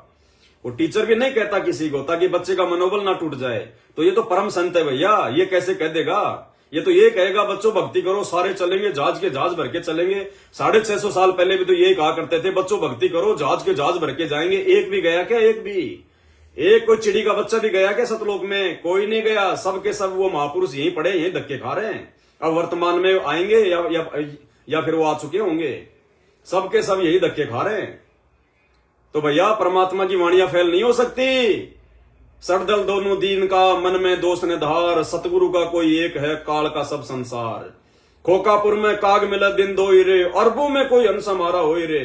अरबों में कोई, तो 7 अरब की जनसंख्या है। अब अरबों में कोई अंश हमारा हो रे। अब 1 अरब में 1 होगा तो 7 अरब में कितने हुए? 7। भैया ये कोई मौसी का घर नहीं है जो हम सतलोक चले जाएंगे। असंख्य युग हो गए धक्के खाते खाते। ये कलयुग की पिछली पीढ़ी भी ना जाने हमने कितनी बर्बाद कर दी, रह जाते हैं। इसीलिए परमात्मा कहते हैं ये संसार विघन की घाटी, कोई निकलेगा बिरला सूर। भैया कोई बिरला निकलेगा, बिरला। और कौन बिरला? गुरुपद सेव बिरला कोई, जहां पे कृपा साहिब की हुई। कोई बिरला ही निकलेगा यहां से। और भैया वो बिरले परमात्मा साथ संगति से निकालेगा, चाहे 100 हो, चाहे 1000 हो, चाहे 500। परमात्मा ही छाटेगा। और कौन छटेगा? जो हर प्रकार से बिल्कुल निरअभिमानी होके, मान बढ़ाई से दूर हटके, चाहे कोई दूसरा भगत उसके बारे में कुछ भी क्यों ना कहे। जैसे दास के विषय में 8 साल से ना जाने संगत क्या क्या भोग रही है। कोई तो गुरुद्रोही कहता है, कोई काल का दूत कहता है, कोई ठग कहता है, कोई पता नहीं क्या कहता है। कितने काल के दूत मेरे पीछे लग रहे हैं। दास ने कभी किसी की बात को सीरियस लिया? दास वो करता है जो मेरा परमात्मा मुझे प्रेरणा करता है, जो मेरा गुरु मुझे जो सत्प्रेरणा करता है, मैं वही करता हूं। मैं भक्तों की नहीं मानता। कोई कौन मेरे बारे में क्या कह रहा है मुझे इसकी परवाह नहीं है। अरे मैं तो गलत हो सकता हूं, जीव हूं। ये मेरा भगवान तो गलत नहीं है। इसके बारे में भी दुनिया क्या क्या कह रही है। तो भैया ये दुनिया तो काल की भांग पी के बोलती है। हमें दुनिया की बातों में ध्यान नहीं देना। हमने अपने परमात्मा के मिशन को समझ के परमात्मा के वचनों पे चलना है। फिर चाहे दुनिया कुछ बोले, भगत कुछ बोले, संगत कुछ भी बोले, चाहे वो आपके बारे में सच कहे चाहे झूठ कहे, आपने ध्यान ही नहीं देना। क्योंकि हमने तो अपने गुरुदेव भगवान की नजरों में सच्चा मुच्चा रहना है। संगत की नजरों में सच्चा मुच्चा बनना नहीं। हमने नहीं भैया, ये सत का मार्ग है। संगत के सामने हम क्या सच्चा मुच्चा बनेंगे? संगत हमें पार कर देगी क्या? संगत हमारा उद्धार कर देगी क्या? जो हमारा उद्धार करने वाला है, जो हमें मोक्ष देने वाला है, जो अंतर्यामी है, हमें उसकी नजरों में सच्चा मुच्चा रहना है।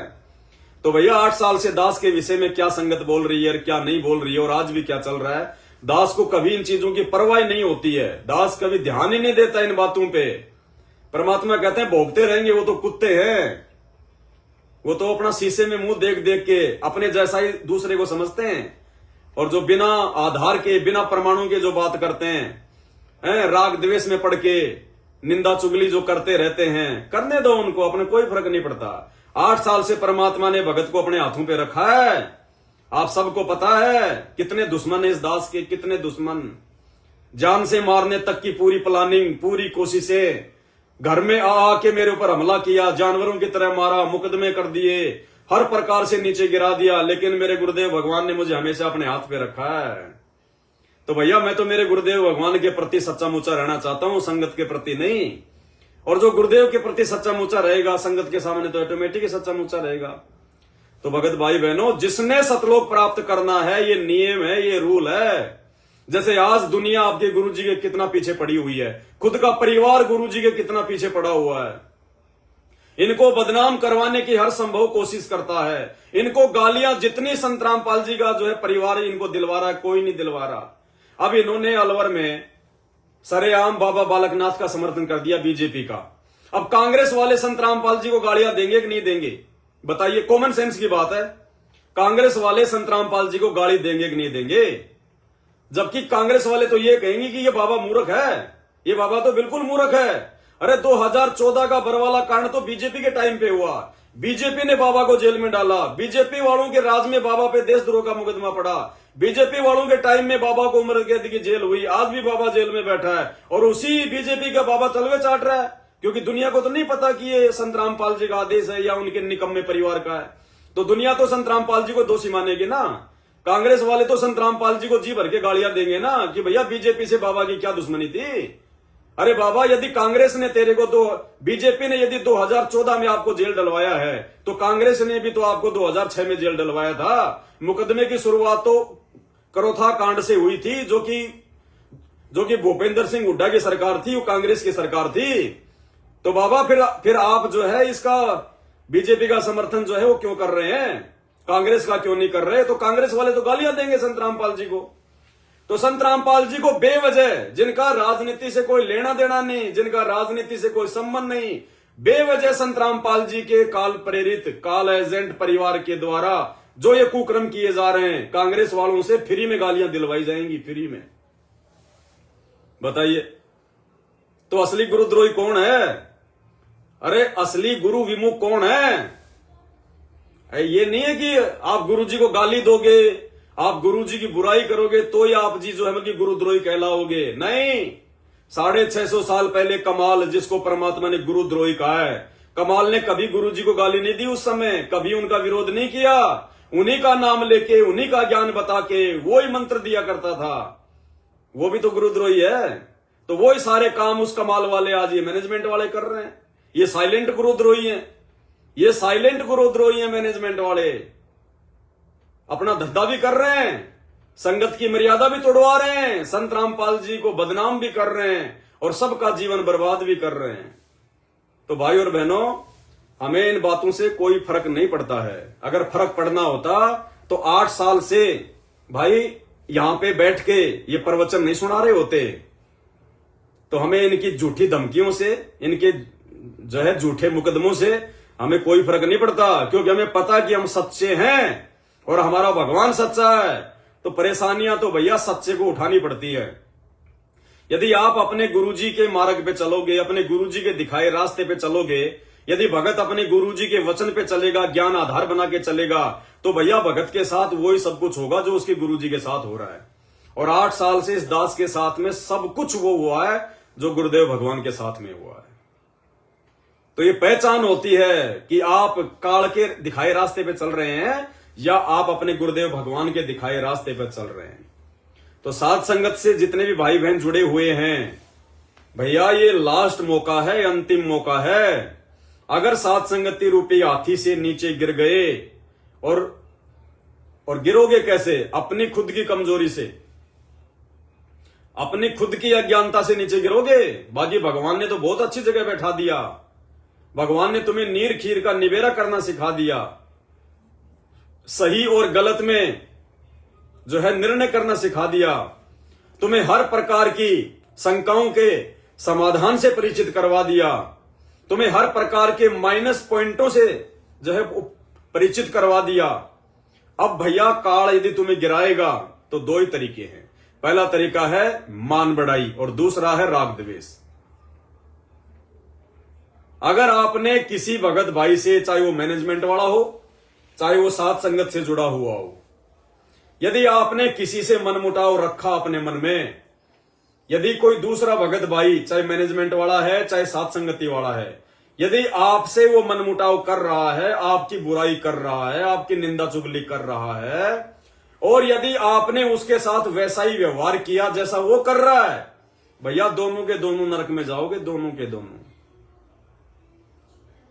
ज्ञान आधार ये कहता है कि आपकी कोई गलती नहीं है, आप बिल्कुल सही हैं। और फिर भी यदि कोई जबरदस्ती आपके खिलाफ किसी को कुछ कह रहा है, भड़का रहा है, आपकी निंदा कर रहा है, तो आपने 2 ही तरीके हैं, 2 ही तरीके हैं। या तो बिल्कुल शांत रहो, कुछ मत कहो, आप जो जैसा करेगा समय आने पे अपना पाएगा।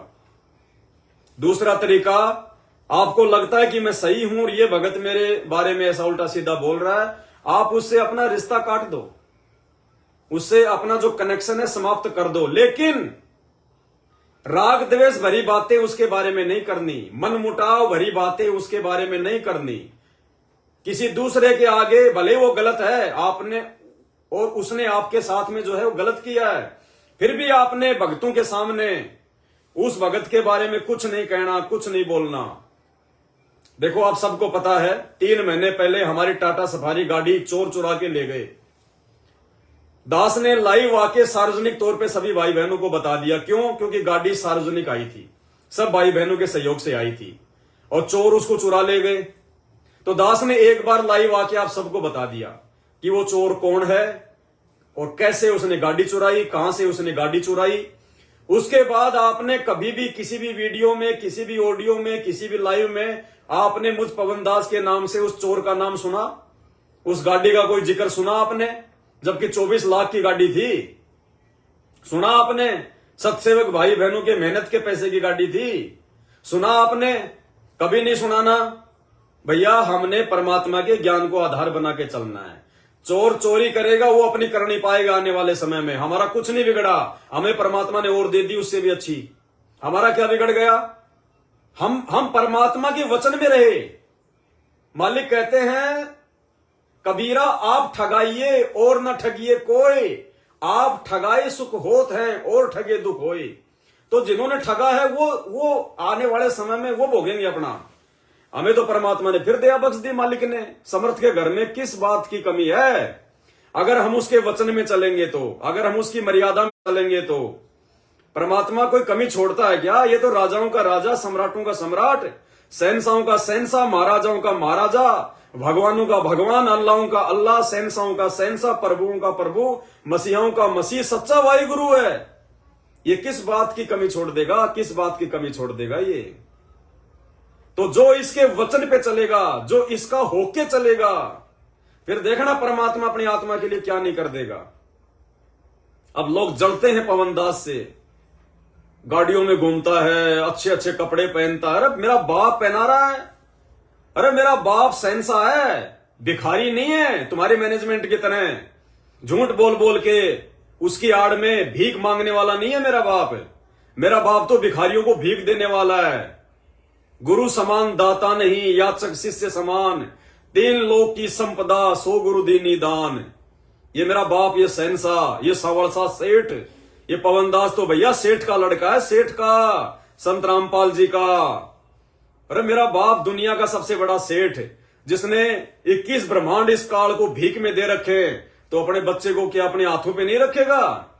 पता नहीं क्या कर दे परमात्मा अपने बच्चे के लिए। और देखते जाओ आने वाले समय में ये जलने वाले ऐसे जलते रहेंगे, मरने वाले ऐसे मरते रहेंगे। हम तो परमात्मा पे आश्रित है, हम काल के दूतों पे आश्रित नहीं है। जो इसका बन जाएगा फिर देखना ये दुनिया उसके चरणों में लुटा देगा। अभी तो संघर्ष का समय है। परमात्मा कहते हैं ना अभी तो गेम जारी है, हार जीत तो बाद में होएगी। तो भैया आने वाले समय में देखना कौन गुरुद्रोही है, कौन काल का दूत है, और किसने क्या किया और किसने 8 साल में क्या नहीं किया। जब रिजल्ट का समय आएगा तब पता चलेगा तुम्हें। तो भैया पवन दास को लेके मत जला करो। पवन दास तो सेठ का लड़का है, और पवन दास से जलोगे तो सेठ नाराज हो जाएगा, और सेठ जी नाराज हो गए ना तो तुम्हारी ये लुटिया है ना, ये लुट जाएगी। ध्यान रखना इस बात का। मेरा बाप है, मुझे जिस हाल में रखे वैसा रहूंगा मैं। कुत्ता हूं गुरुदेव का, पवन दास का नाम, गले प्रेम की जेवड़ी, जहां खेचो तहां जाऊं मैं। जो राखो त्यों ही रहूं, जो देवो सो खाऊं। मालिक की मर्जी मुझे किस हाल में रखे। इसने मुझे गरीबी में भी रखा, और आज परमात्मा ठाठ करवा रहा है। तो सेठ की मर्जी है, सेठ की मर्जी है भाई। गाड़ी क्या, कल को ये तो हेलीकॉप्टर में भी बैठाएगा। अरे ये तो एरोप्लेन भी दिलवाएगा कल को मेरे भाई। जब विदेशों में जाएंगे हम सत्संग करने परमात्मा के साथ में, ये तो एरोप्लेन भी दिलवाएगा मेरे भाई, ये तो हेलीकॉप्टर भी दिलवाएगा। उस समय तो मुझे लगता है तुम तो भुन के मतलब सिट्टा हो जाओगे कि ये क्या हो गया, हम तो इसको गुरुद्रोही समझ रहे थे, ये क्या हो गया। तो भैया ये तो सेठ जी का काम है। सेठ जी आगे क्या करेंगे और क्या नहीं करेंगे। तो पवन दास से जो है राग द्वेष करने की जरूरत नहीं है मेरे भाई, उल्टा नुकसान में जाओगे। और 8 साल का इतिहास गवाह है, जिन जिन लोगों ने पवन दास के साथ में राग द्वेष किया, मन मुटाव किया, आज उनकी ऐसी तैसी हुई पड़ी है, ऐसी तैसी हुई पड़ी है उनकी। हाथी की सवारी से जाके वापस वो गधे की सवारी पे आ गए। गधे की सवारी पे भक्ति छोड़ने की कगार पे हैं, मदन पंथ में जाने की सोच रहे हैं। पवन दास से राग द्वेष करने वाले, मनमुटाव करने वाले अपना बेड़ा गर्क कर रहे हैं। तो भैया पवन दास अब ऐसा उन लोगों के लिए क्यों हो रहा है? क्योंकि हम परमात्मा के विधान को फॉलो करते हैं। हमारे साथ जो गलत करता है हम उसके बारे में गलत सोचते ही नहीं, करना तो बहुत दूर है, हम सोचते भी नहीं उनके साथ में कि इनके साथ में ऐसा हो जाए। फिर ये बदला अपने आप लेता है। फिर ये सेठ फिर अपने आप बदला लेता है। जब हम तो सेठ पे छोड़ देते हैं सारी कि परमात्मा आप जानो और वो काल के जो है वो एजेंट जाने। हम तो आपके वचन पे चलेंगे परमात्मा, ना किसी को गाली देंगे, ना किसी के साथ मारपीट करेंगे, ना किसी पे झूठा कोई इल्जाम लगाएंगे, ना किसी पे मुकदमा करेंगे।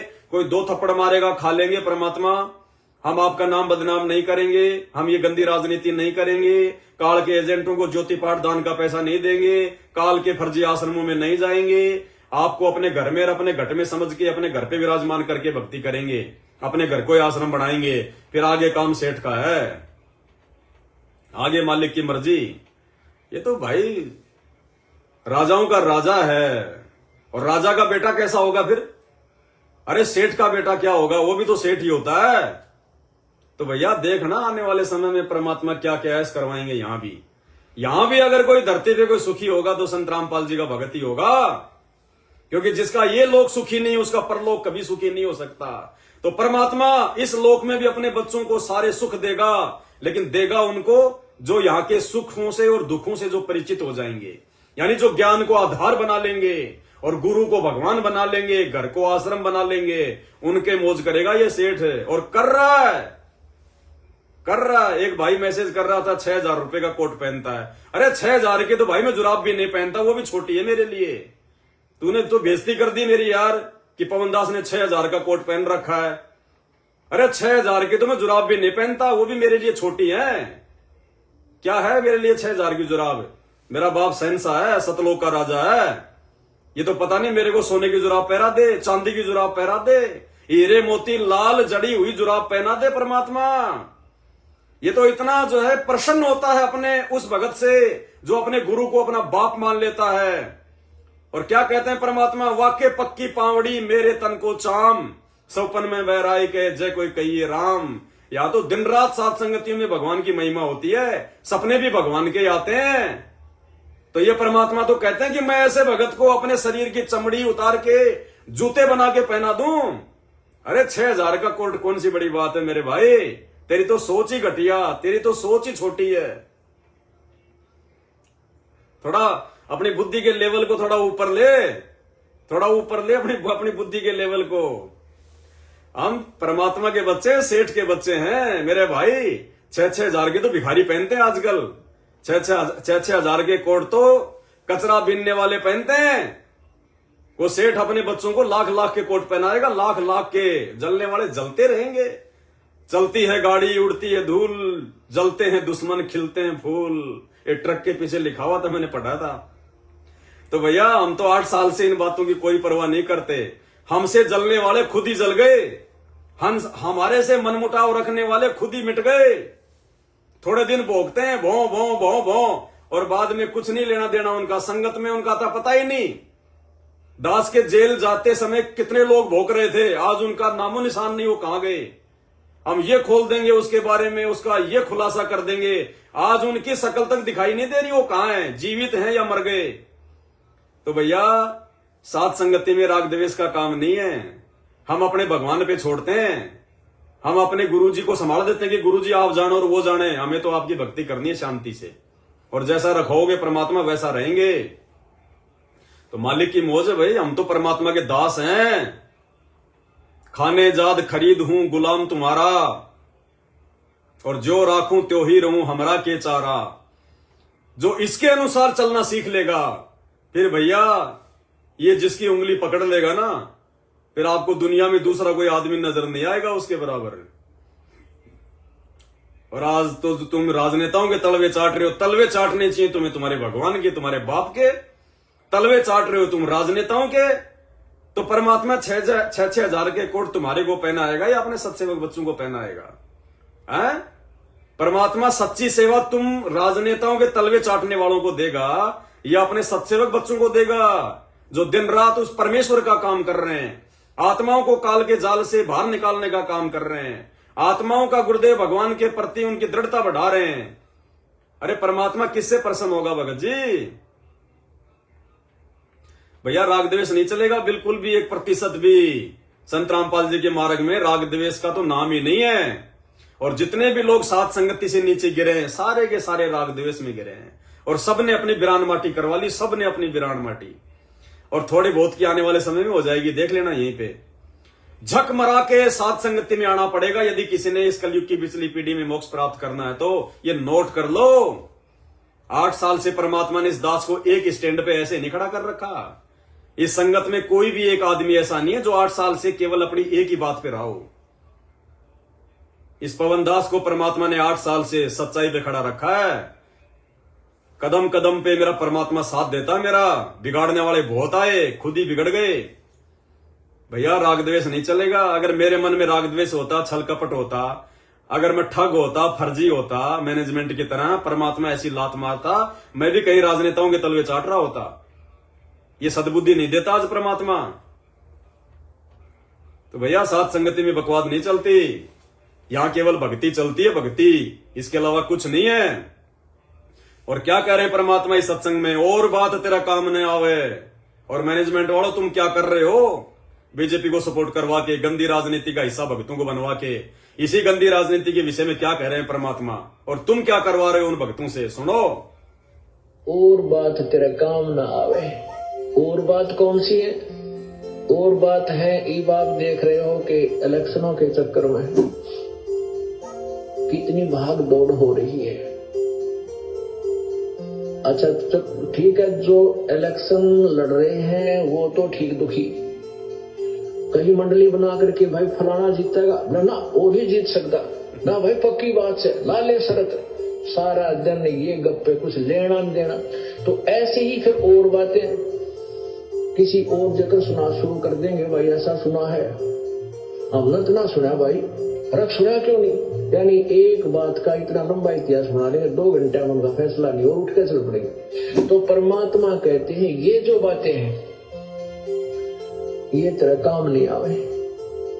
संतों के पास जा, वो अमृतवाणी समझ, उनसे वो ज्ञान ग्रहण कर, फिर भगवान की चर्चा कर, जहां बैठे वही पर ईश्वर की चर्चा कर, ताकि जो सुने उसके भी उद्धार हो, उसकी आत्मा निर्मल हो।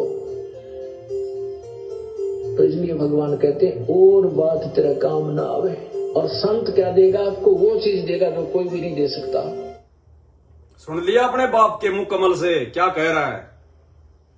और बात तेरा काम ना आवे, और वो जीतेगा, और वो जीतेगा। अब गुरु जी कह रहे हैं जो चुनाव लड़ रहा है वो तो ठीक दुखी। अरे तुम क्यों उनके पीछे अपने से तैसी करवा रहे हो? टोटल गुरु जी के ज्ञान के विरुद्ध चल रहे हो। एक भी सत्संग परमात्मा को बता दो जिसमें उन्होंने भक्तों को राजनेताओं की संगति करने को कहा हो। परमात्मा तो कहते हैं राजनेताओं से हटके परमात्मा की तरफ बढ़ो, इनको फ्री छोड़ो, ये तो रोड राड बनाने के आदमी है। और तुम इनके पीछे लग जाते हो, इनको भी इनका काम नहीं करने देते। अरे हम संत हैं, भगत हैं, हमारा राजनीति से 36 का आंकड़ा होना चाहिए। हम सत्सेवक भी तो हैं। भैया परमात्मा ने हमारे को शहद चाटना सिखाया, शहद, गोबर चाटना नहीं सिखाया संत रामपाल जी ने। तो भैया इसलिए परमात्मा कहते हैं काल को जीव कहीं नहीं माने, कोट सुने जो ज्ञाना, और जैसे लाख अग्नि में पिंगले बिछुड़ते काट समाना। संत रामपाल जी के भक्तों कान खोल के सुन लो, नोट कर लो।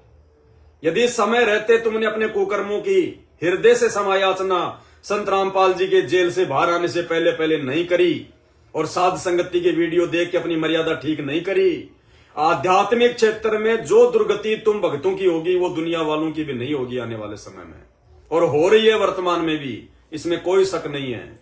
ये तो तुम्हारी बैटरी चल रही है जितनी तुमने मर्यादा में रह के भक्ति की हुई है। अन्यथा तुम्हारे से अब देखना आने वाले समय में समय बताएगा तुम्हें। हमारी बात तो तुम मानते कहो, जब कोरोना आया तो उस समय तुम्हें पता चल गया होगा हजारों मरे, हजारों संत रामपाल जी के भगत है। क्यों भाई?